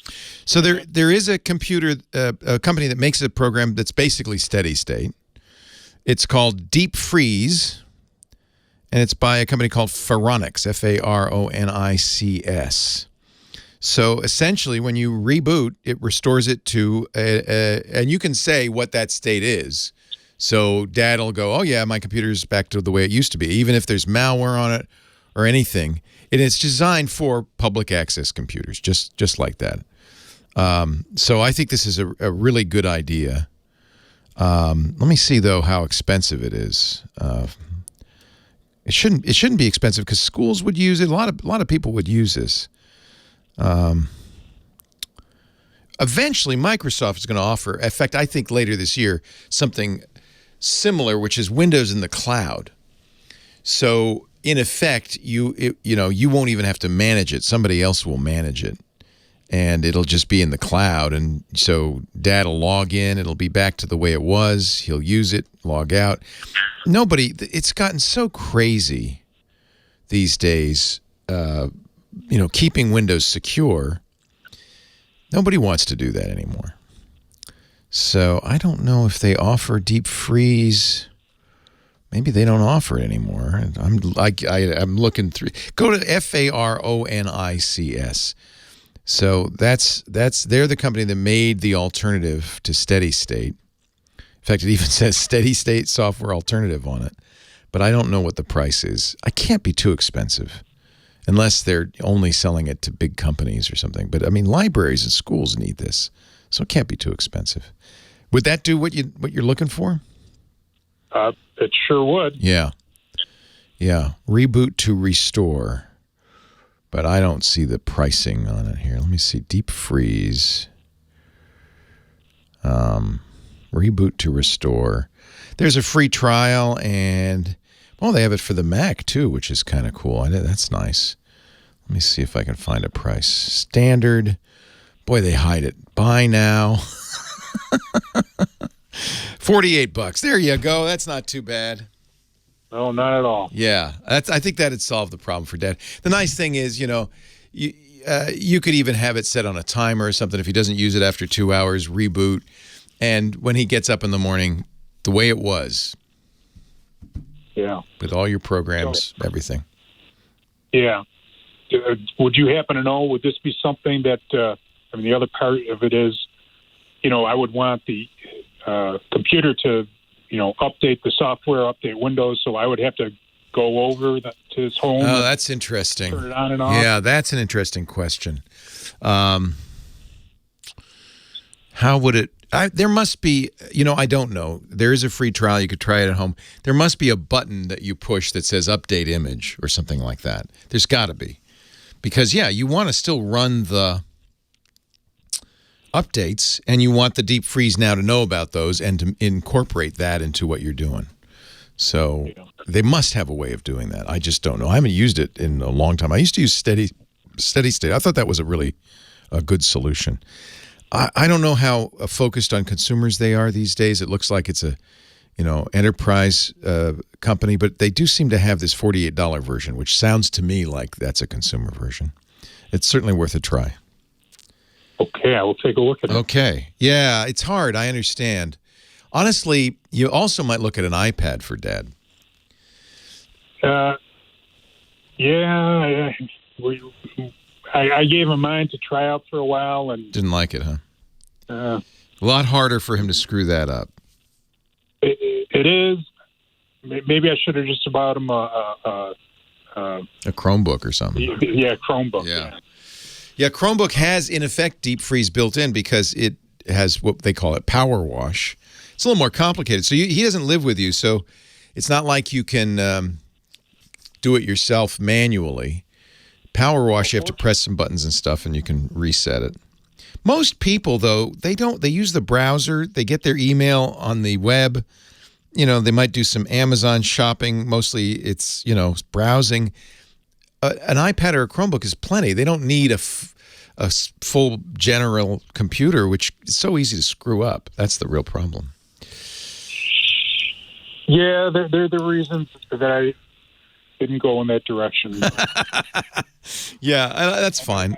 Let me see. Here's I don't trust him with email and accidentally giving out his credit cards and. Yeah, no, of course. Yeah. Here's another one. This is from Fortress Grand, Fortres, 1S, fortressgrand.com. It's called Clean Slate. Same idea. Discards unwanted user changes at log off or reboot. No partitioning, effortless Windows update support, seamless auto antivirus update. This looks even better. Easy application blocking. This is designed for Dad, I think. So there's another one. We'll put links to both in the show notes. Fortress Grand. It's Fortress with one S. It's probably French. Fortress Grand. Looks good. And I think they also have a trial version of Clean Slate.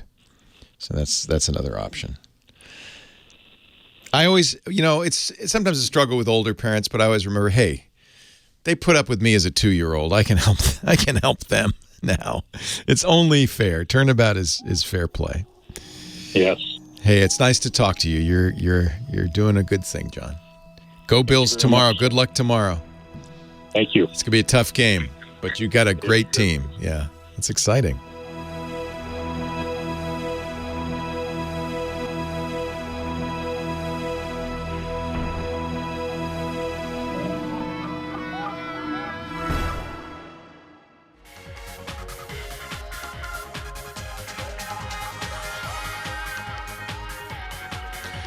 Well, hey, how are you today? Leo Laporte here, the tech guy. Time to talk computers, the internet, home theater, digital photography, smartphones, smartwatches, all that jazz. 8888 Ask Leo. If you've got a tech question, I'm your tech guy, ready to answer. Barbara on the line from Tarzana, California. Hi, Barbara. Hi. Thanks for hanging on. Thank you. Now, I have a laptop with a keyboard. That's a big problem. The keys randomly don't print, or they print twice. Oh, I hate that. A key will print twice. Yeah. Or if I need a key to repeat, it won't repeat. You lean on it, it just sits there. Oh, my goodness. Dell, it's under warranty. Good. And Dell has been twice doing different upgrade. Yeah, it's not a software problem. They sound like they want to save money and fix it over the phone. Yeah, well, and they've gone in and upgraded the drivers. Yeah. They replaced the keyboard. They did. They replaced the hardware on the keyboard. They replaced, and that didn't fix it. Oh, see, that's what I was going to say they needed to do. Well, now they want to come in and replace the motherboard. That scares me because I'm thinking, oh my gosh, what do I have to buy all new software now? Yeah. So there are some things you can do. You can make an image copy, a backup of the hard drive. You're going to want to wipe the hard drive before you give them the computer anyway. They probably even tell you that. We will not be responsible for the contents of your hard drive. Yeah. Yeah. So you have to make a good duplicate of it so that when you get it, and then erase it, so that when you get it back, you could put it back to the way it was. Well, I have support that they'll come to the house. Oh, even better. So... Does that sound reasonable to you that the motherboard should be... They don't know. Yes, it could be all sorts of things. Really? It's more likely, I'll be honest with you, once of course, the first thing you suspect is the keyboard. This happens.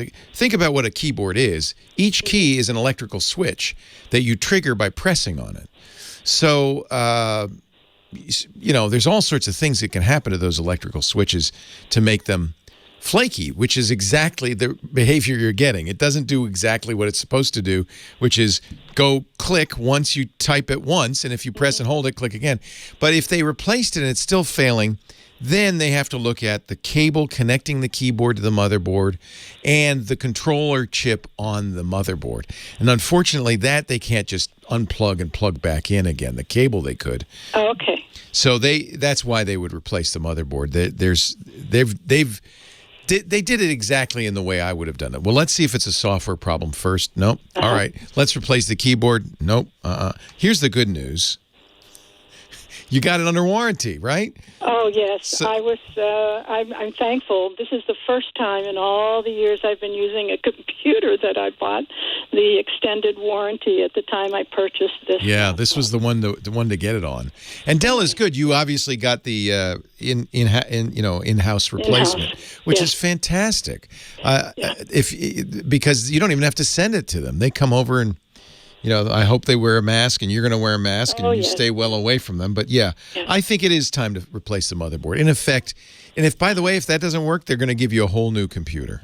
Oh dear. Okay. But you paid for it, so. But in replacing the motherboard, I've been online and searching, and I see where.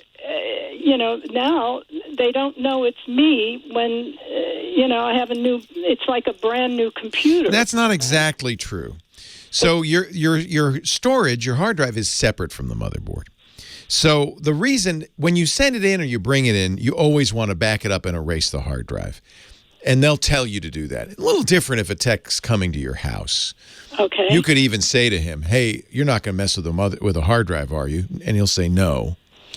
The motherboard will not change how your computer behaves at all. It's going to be an identical motherboard. It's the hard drive that really determines, what happens when you turn your computer on. It's the software on the hard drive.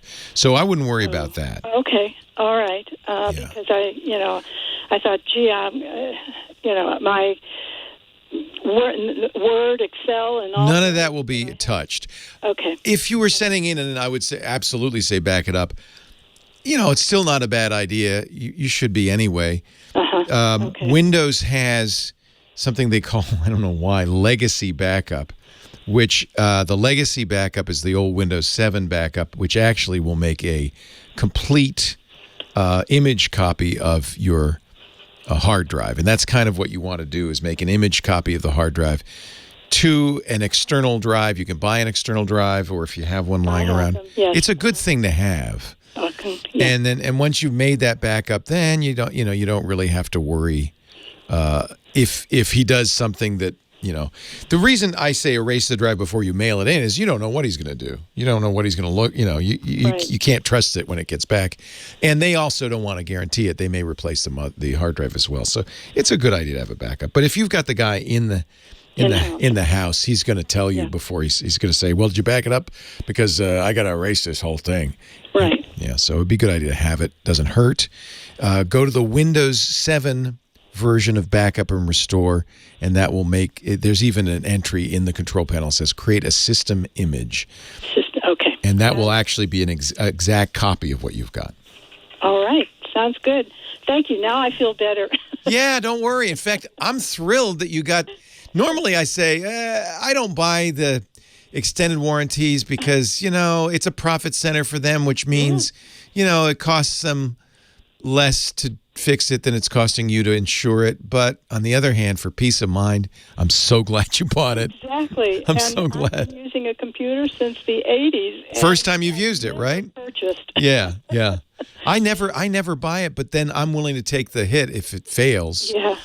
But I understand, and usually it's only a few $100. And the good thing is when you buy the premium support from Dell or Lenovo, the technician comes to you stuff. They're very good. Yeah, I thought that the fellow that came the first time for the keyboard was, was good. You probably get the same guy. Yeah. Thank you very much. My pleasure. I'm so glad that we have a happy ending to that saga. I am. Yeah. And it's something they did wrong. To be honest with you, it shouldn't fail that fast, and normally doesn't, unless you maybe sometimes people type really hard. And maybe I guess it could do that, but really, if it's a failure of that magnitude, it's something that they built in, some component they built in failed. So it's sensible for them to take that on and fix it. Yeah. Good. Oh, finally a happy ending. Always looking for those, Yeah, I have to admit, on many of my laptops, I'll buy on-site support. Apple does not offer that, but on the Lenovo's, I almost always get the 3 years on-site, or 2 years. Actually, lately, because used to be I wouldn't keep a laptop that long. These days, I'm keeping laptops longer, so 3 years. Yeah. It is, it's a profit center for them, but the peace of mind, especially for something that breaks easily like a laptop, might be worth it.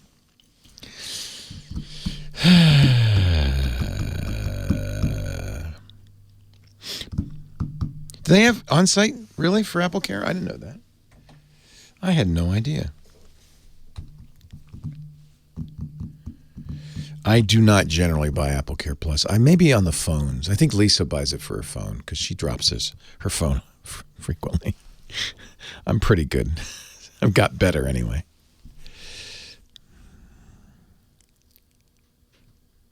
Yeah, baby. Leo Laporte, the tech guy, with a tip of the hat to our musical director, the fabulous Professor Laura. Jeff on the line from Nashville, Tennessee. Hello, Jeff. Hello, Leo. Thank you so much for taking my call. Thanks so much for calling. I had a question. So I know what a big believer you are in backup, as am I. 3-2-1 and all that great Good stuff. man. Good. Yes. And I'm backing up here. I'm backing up there. I've come across Google Backup and Sync, and I was curious. And I, like everybody, I am connected to Google, for some things. So I do have some storage space on there, but about 4 terabytes, I guess. So is it something that's worthwhile using, or should I be doing something more like what you talked about before with some of the others like iDrive, Carbonite, and such like that? What do you think? Yeah, Backup and Sync is good. I've used it. It's not intended as a backup solution. It does, as you know, use your Google Drive, so you have to have sufficient Google Drive. Pretty much, I've used it exclusively for photos. So it was great for that because, I can say back up all my photos to Google Photos. And until June 15th, unlimited free storage. They're gonna start. That doesn't even count against your Google Drive now. It will start counting against your Google Drive June 15th, June 1st. I can't remember. Sometime this summer. It does allow you to back up files into Google Drive. There's a couple of things to consider. One, Google Drive is not completely private. So there have been issues with Google Drive with people being able to see your documents, that kind of thing. Certainly Google can. They make no claims about encryption or privacy. It doesn't use it. So I would say It's fine for kind of additional backup, and you can say, yeah, back up my documents folder, backup, in addition to your photos. It was originally just photos, but they've added, you can now add arbitrary folders. I'm not crazy about it as a backup solution, but it would be part of an overall solution. So you mentioned 3-2-1. We definitely want multiple backups in multiple locations, because that improves your chance of surviving a catastrophic failure. For instance, and I've had this happen, one of the risks with backup and sync is, and I'm not sure how this happened, but it backed up empty Google Photos folders, in effect deleting, it seemed to have deleted some photos. So, oh, that's terrible. That's not what you want, right?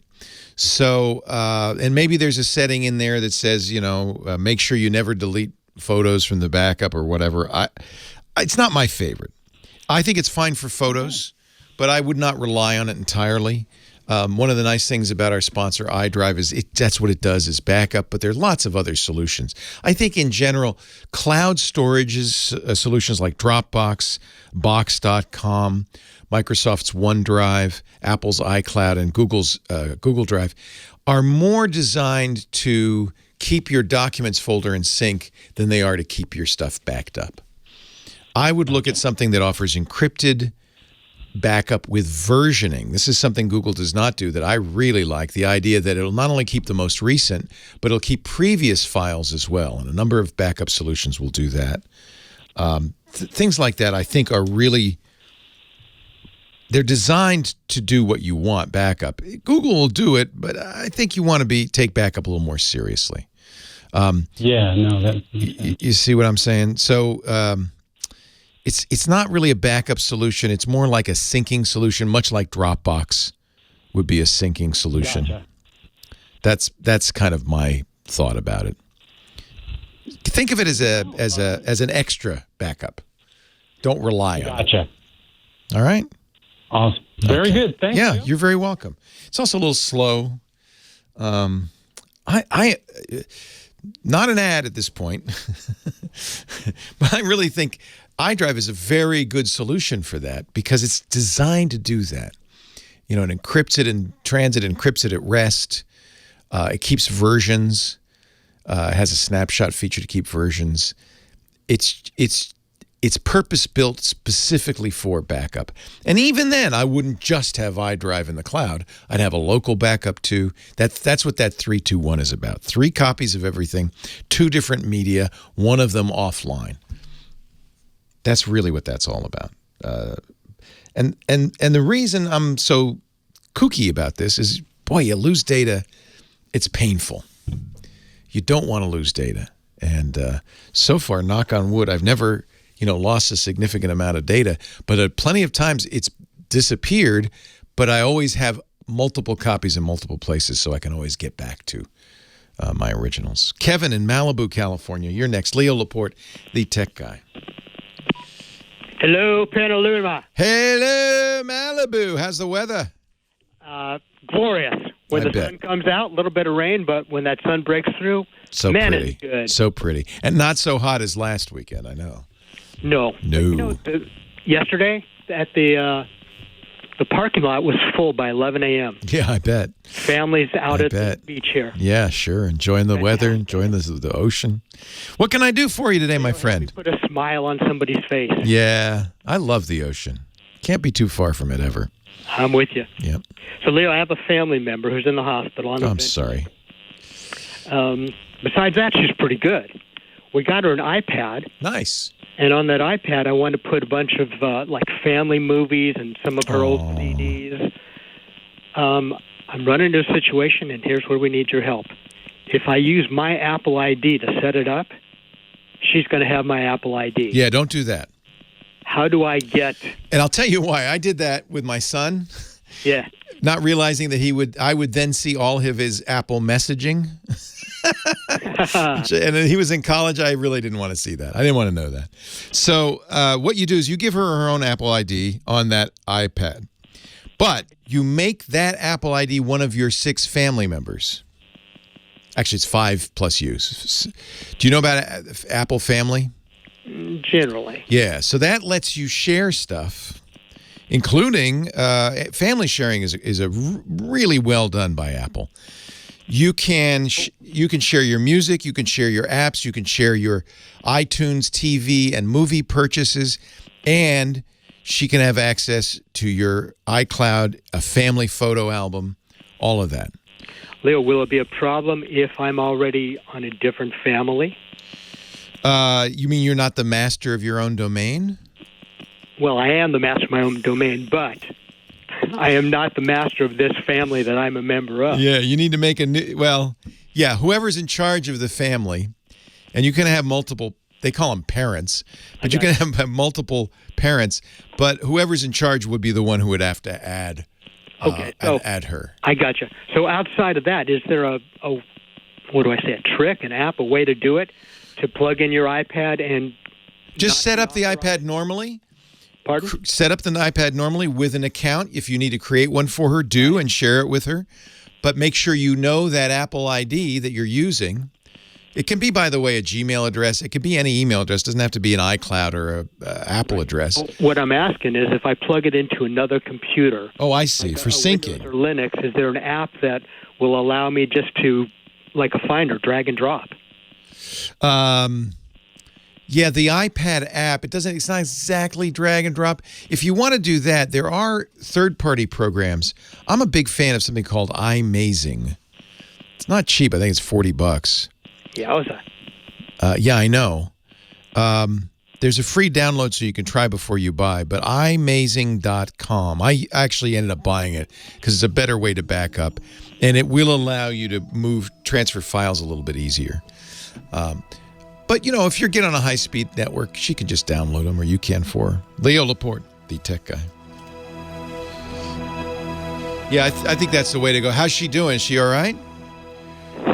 Not really. Oh, I'm sorry. You know, and I don't want to be... We're not on the air, right? No, well, we're on the podcast, so... Okay. So she's kind of at that point, and she doesn't have a lot of reason to really do stuff. Yeah, that's why an iPad's a good choice, I think. Yeah. You know, your client remote PC? Yeah. Can I control the iPad from my Mac? No. Alas, it doesn't go in that direction. She can control your Mac from her iPad. Gotcha. It doesn't go from Mac OS to iOS. There are, let me think. Oh, go on. If there are ways to remote control an iPad. While you're doing that, I'm going to throw this next question at you. Sure. Google's photo on the iPad, I can't find a slideshow. Click. You know, I'm going to put her pictures on there and just want her to be able to click one. Oh, yeah. But I can't find it in Google Photos on the iPad. That's a good question. I don't. Thank you. That's 3 good questions. You're good. You're good, man. You're stumping me. My goal. What I do, and well, first of all, you can use iCloud for that, and they do have all sorts of nice features in the Apple Photos solution. But It sounds like all your photos are in Google. I would look at the memories. You can't. It won't be. It'll be a movie, not a slideshow. Couldn't just so she can click once and sit. You know, here's out from left field. The best way to do a slideshow of Google Photos is with Google's Nest Hub, which is I actually have them all over the house because I love the slideshows.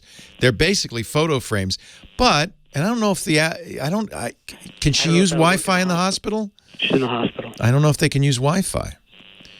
Yeah, I'm hoping they got Wi-Fi. And just by the way, I'm using the Amazon Echo Show to watch your show right now. Perfect. Same idea, except the hub is Google instead of Echo. Right. But same idea. She can watch if they have Wi-Fi. If not, you could probably figure out a way to put a MiFi in there or something. But she can watch TV on it. If I were in the hospital, I would want a Google Home Max. She can make video phone calls. Remember, she can't talk. Oh, she can't talk. Ventilator. Oh my God, the poor woman. Oh my God. So really, you're just trying to. But they didn't put her in a coma. No, she's wide awake. She's good. I hate to say good, but she's good. Good enough to call and cry and. Oh, that poor girl. Yeah, so usually they put you out because it's so uncomfortable to have that tube. Yeah. Oh, I know. Oh, that poor girl. So the hospital should have Wi-Fi. Well, here, last question, and please answer this. So if I set up an Echo Show for her in quarantine and can't get into the room to set it up or set up the wireless, I know you did something on a show a while ago, but I couldn't find the information. Yeah, you set it up locally. Yeah, but that's a little tricky. You could do that with an Echo.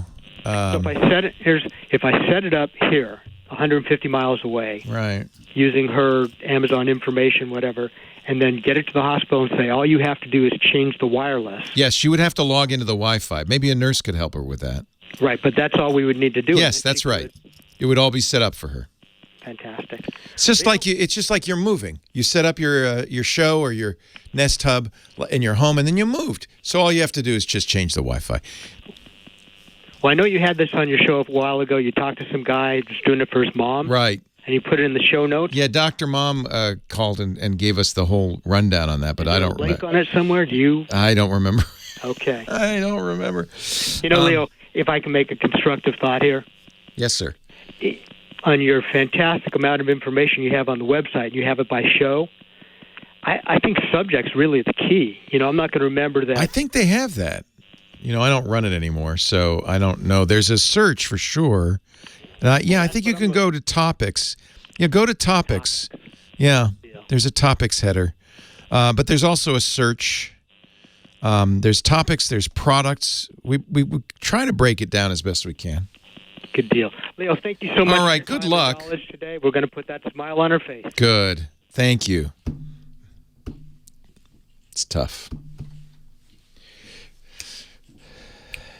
Leo Laporte, the tech guy. What is it, Instrumental Day? Is that the deal? Professor Laura is in an instrumental mood. She's in a TV commercial mood. 8888 Ask Leo, that's the phone number. About 15 minutes away from a visit from our gizmo wizard, Dick DeBartolo. Yes, Mad Magazine's maddest writer. But let's go to Hermosa Beach. Let's stay on the beach and say hi to Duke. Hello, Duke. Hello there. How you doing, Leo? I'm well. With a name like Duke, you ought to be a surfer. I grew up here at the beach and started surfing when I was 15 years old. I'm looking at the ocean now. There you go. How did I know? That's awesome.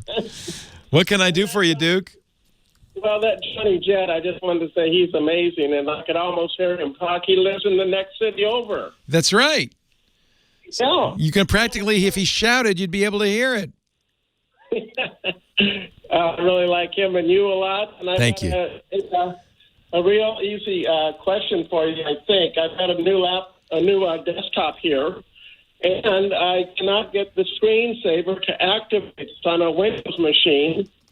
I can't get it to activate at all. That's odd. So you go into the control panel, you look at the screensaver, you pick one, but it won't activate. No, I've had my IT guy from the office made my new computer for me, and he came down here and got it all going, and he's tried a couple of times, and we cannot get the screensaver to activate. That's very, very strange. How long is the wait set for? Oh, I've set it at 5 minutes, and I've come back, and it doesn't activate. I've set it for 45 minutes. I've set it for all different times, and it just I've even used. If you, I want to make sure the screensavers are working. If you hit the preview button, can you preview the screensaver? Yes. So that means they're working. Yes, I can preview it. All right, because that would be one thing, is maybe something's broken with a screensaver. But it just won't come on. So what I'm going to guess on this is that it's set to wake up the computer if there's network activity, if there's mouse movement. In other words, there's some setting that the computer is keeping itself from going to sleep. So I would go into your power options and take a look at what your power options are, and see if you have it set to wake up, if they're actually, usually it's in the setup, the BIOS setup, you know, that thing you get before Windows starts. There's something called Wake on LAN that says as soon as there's any network activity, wake up. That's a feature that's put in there so that network administrators don't have to walk all the way down the hall to mess with your computer. They can just wake it up remotely. You don't need Wake on LAN, so I would check, I don't know how you get and set up on your machine, F1 or escape or delete. That's different on every machine. But if you can go into that and make sure Wake on LAN is turned off, I would certainly do that. Something's keeping the computer from sleeping, because that's when excuse me. We went to the power settings, and Chris, my IT guy, has it turn off the display at 45 minutes and put the computer to sleep at 1 hour. So he did change. All of that's good. Yeah, I'm going to guess you need to go into your BIOS settings and make sure Wake on LAN is turned off. That's the only thing I can think of. If you've looked at all your power settings and everything's and your screensaver's working because you previewed it, that's the only thing I can think of. I don't think Windows has, on Macs you have something called Hot Corner. You can move the mouse over to a corner and it'll trigger the screensaver. I can't remember if Windows has that. There might also be worth checking third-party screensavers. Maybe there's that's an interesting. You got me. I'm not an expert on this. Let me just look on my. I've got a Windows 10 machine sitting right in front of me. Right-click on the desktop. That's going to give you personalization. And you can personalize your screensaver in there. Boy, I don't, it's baffling to me. Why would it not come on? I think almost certainly it's going to be, you've got Wake on LAN turned on.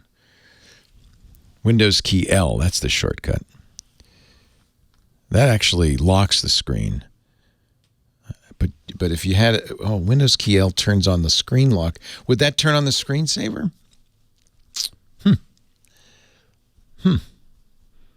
I will go look in the setup, make sure you've got Wake on LAN turned off, and go through all the settings. Make sure you don't have anything that's gonna keep the screen alive, because that's what's happening. It's not going to sleep. You can there are third-party programs. I'm going to presume you know your computer well enough to know you don't have a program that's keeping it from going to sleep on there. But that might be another thing to check. Heather in Tinderhook, New York. Hi, Heather. Hello, Leo. Thank you for taking my call. Thank you for calling. Is that in the Hudson River Valley? It certainly is. It's very beautiful here. Oh, it's so pretty. It's cold right now. Yeah. My daughter went to Bard, so I know the area. It's beautiful. You know it well, then. Yeah. Yeah, beautiful place. I live with cows and corn. Yeah, and the best farm stands in the world, if you ask me. Yeah, great stuff. What can I do for you? So here's my question. When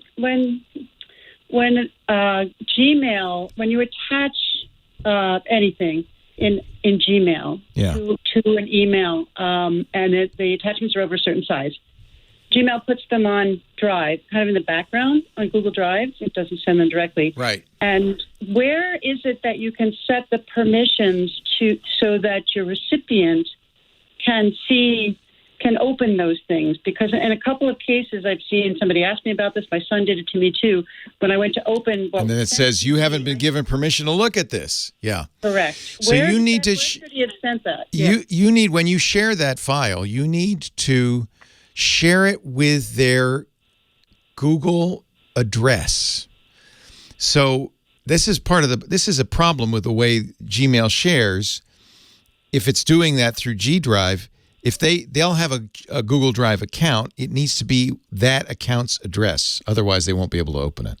So if you share it, so for instance, if my Google Gmail address is leo@gmail.com, but you share it with another email address of mine, leo@techguylabs.com, I won't be able to open it. So I think that's the key. I don't think I understood that. Could you? I know. It's not very clear, is it? I don't know if I understood it, and I just said it. So I know my son was logged in. Well, when you say logged in, you see, and I can't tell you the exact circumstances in both these cases, but I know that in both cases they were using Apple computers. I can't tell you exactly. That doesn't matter. They can't remember. That doesn't matter. Would it matter if they were using the Apple Mail client versus Gmail? No, because what they'll have is a link which they click, which will then open a browser, and that's how they'll see the file. But I think the issue is that they don't have permission under the. So when they click, it goes to their browser and opens it up as their Google account. So you need to find out what their Google email is. And are we talking about the recipient or the sender? The recipient. Okay, sender? The recipient. It has to match their Gmail address. The problem is people often have multiple addresses and some are not Gmail. Oh, I see what you. Okay, so and that's the case for me. I have many different addresses. Right, as do your kids probably. So you got to make sure that you send it to the address that they have access to their Google Drive with. So it's my son sent to me, and he sent. The other thing you can do. The other thing you can do, although it's a little actually, hang on, I have to take a break. I hear that magic music. Yeah, I'll do it off the air. Hold on a sec. Leo Laporte, the tech guy. So apparently, it's funny. If you choose anyone with the link as you're doing the sharing, so he didn't have any choice. I mean, in both cases, only the sender can do that. Only the sender can do that. But the sender told me they didn't see any place where they were. Oh, I get it. You're receiving it, not them. Right. I get it. It's not you sending the attachment. It's them sending you an attachment. Correct. I get it. So they have to. Let me see here. It's messy, right? Yeah, it's messy, and they're doing the right thing, which is you shouldn't send attachments at all. The problem is. But they did. They didn't actually go and put this stuff on Google. No, Gmail does it for you. They just attached. Yeah, Gmail does it for you because you don't want to attach anything that big because it could fill up somebody's mailbox. There's a lot of reasons you don't want to send attachments like that. So they send a link instead. I think when they're sending it, they have to look at the options and they have to adjust the sharing settings so that anybody can open it. Otherwise, I would expect, but I did not see, and so I'm trying to recreate this to help them to figure out how to make it right. And I also was doing some experimenting. I don't see any place to do that setting in the mail situation. I don't. They didn't get a pop-up that said, "Do you want to share this with anything like that?" But I think what you said before about.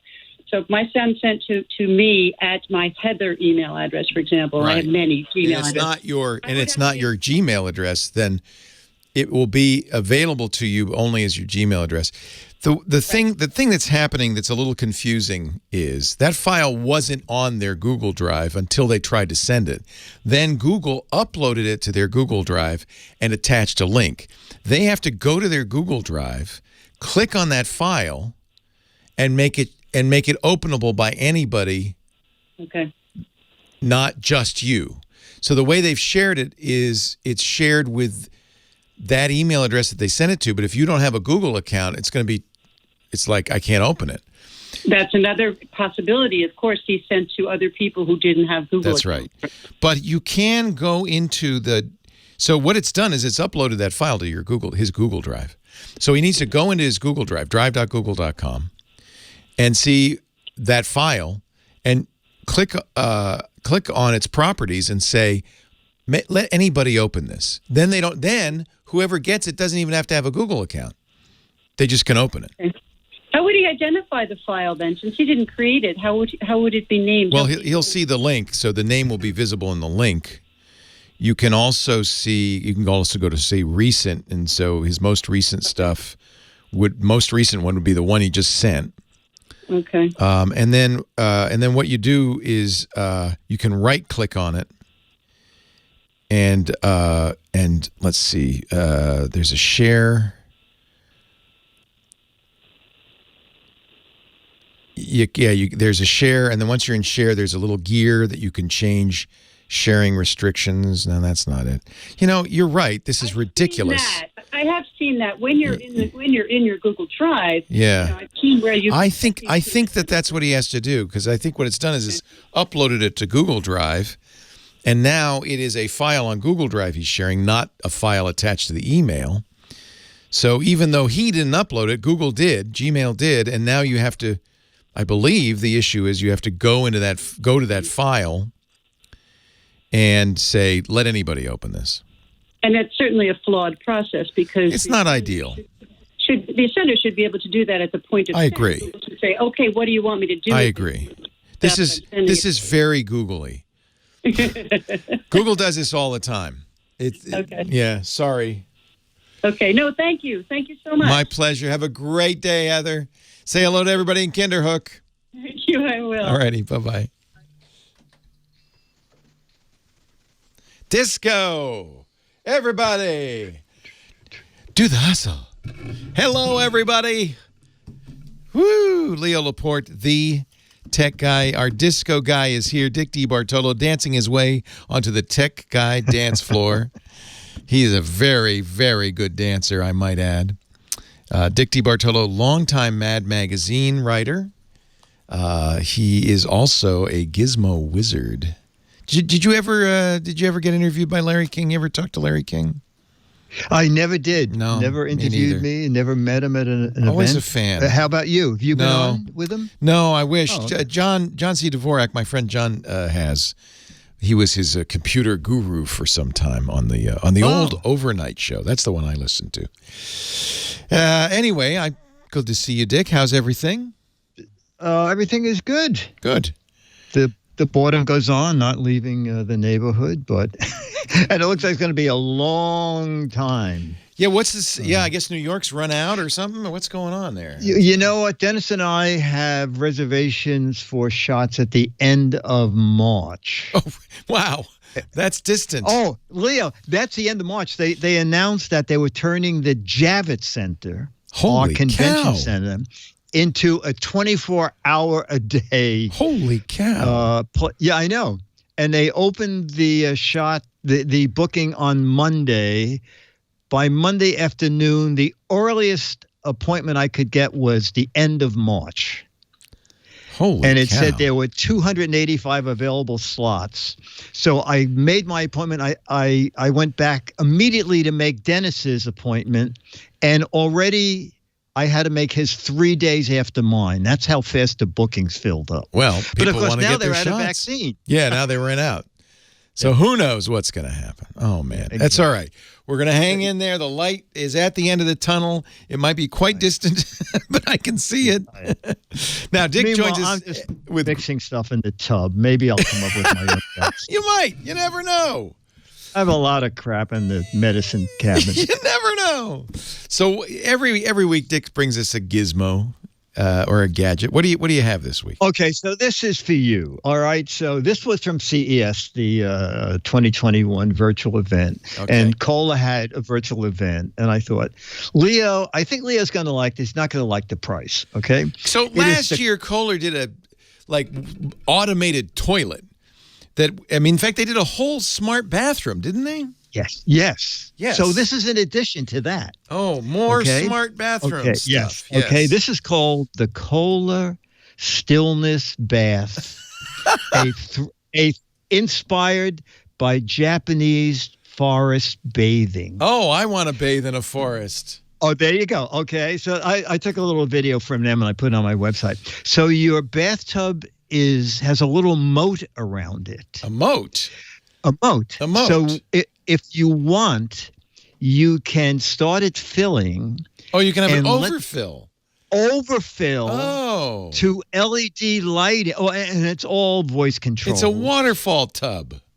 Yes, exactly. Oh, well, then, until you turn on the fog misting machine. What?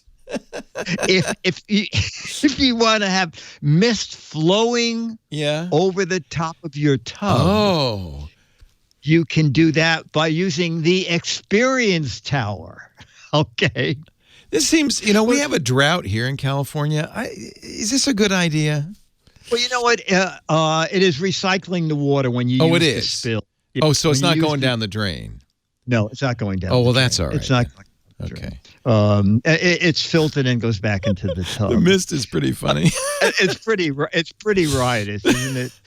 And so you tell it before you take a bath, using voice, either Alexa or Alexa, how far up you want the water to be and what temperature you want it to be. So it really is smart. I want it to be 103 degrees, and I want you to fill it 92% full. Or I guess you could go 105%. And light fog. And light fog, purple, please. Yes, exactly. There you go. You know how to do this. Yes. So the deluxe version, which is everything, not coming out till November, $16,000. And then they have lesser versions that will be shipping very soon. Like if you just want the tub and the fill, and I think no lights and no waterfall and no moat, I think that starts at about $6,000. But you're right. They started by showing their bathroom where, like the toilet, I mean, if you're old fashioned and you want to flush it, you can do that. But if not, you can just hold your hand straight out next to where you would flush it and it'll flush itself. And the same with the sink. It has taps, but you can just use your hand to turn the water on. And so it's pretty neat stuff. It's very high end. And I if I had this, I would have parties in the bathroom because that would be the best. You spent enough on it. Did they say what the price is? Yes, the full version is $12,000.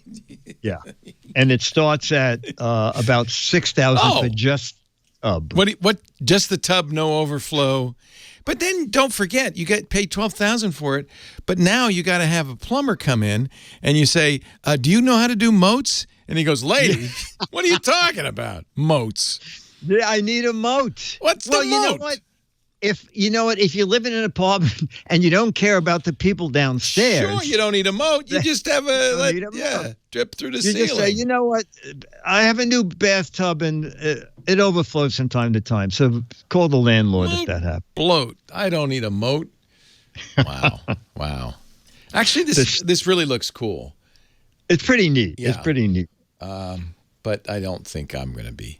No, I know. Maybe if I could put it in the forest, I would do that.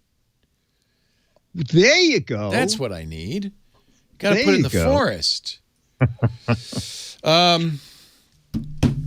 Dick DeBartolo, if you want to see more about this, he's got a little short video at gizwiz.biz. That's his website,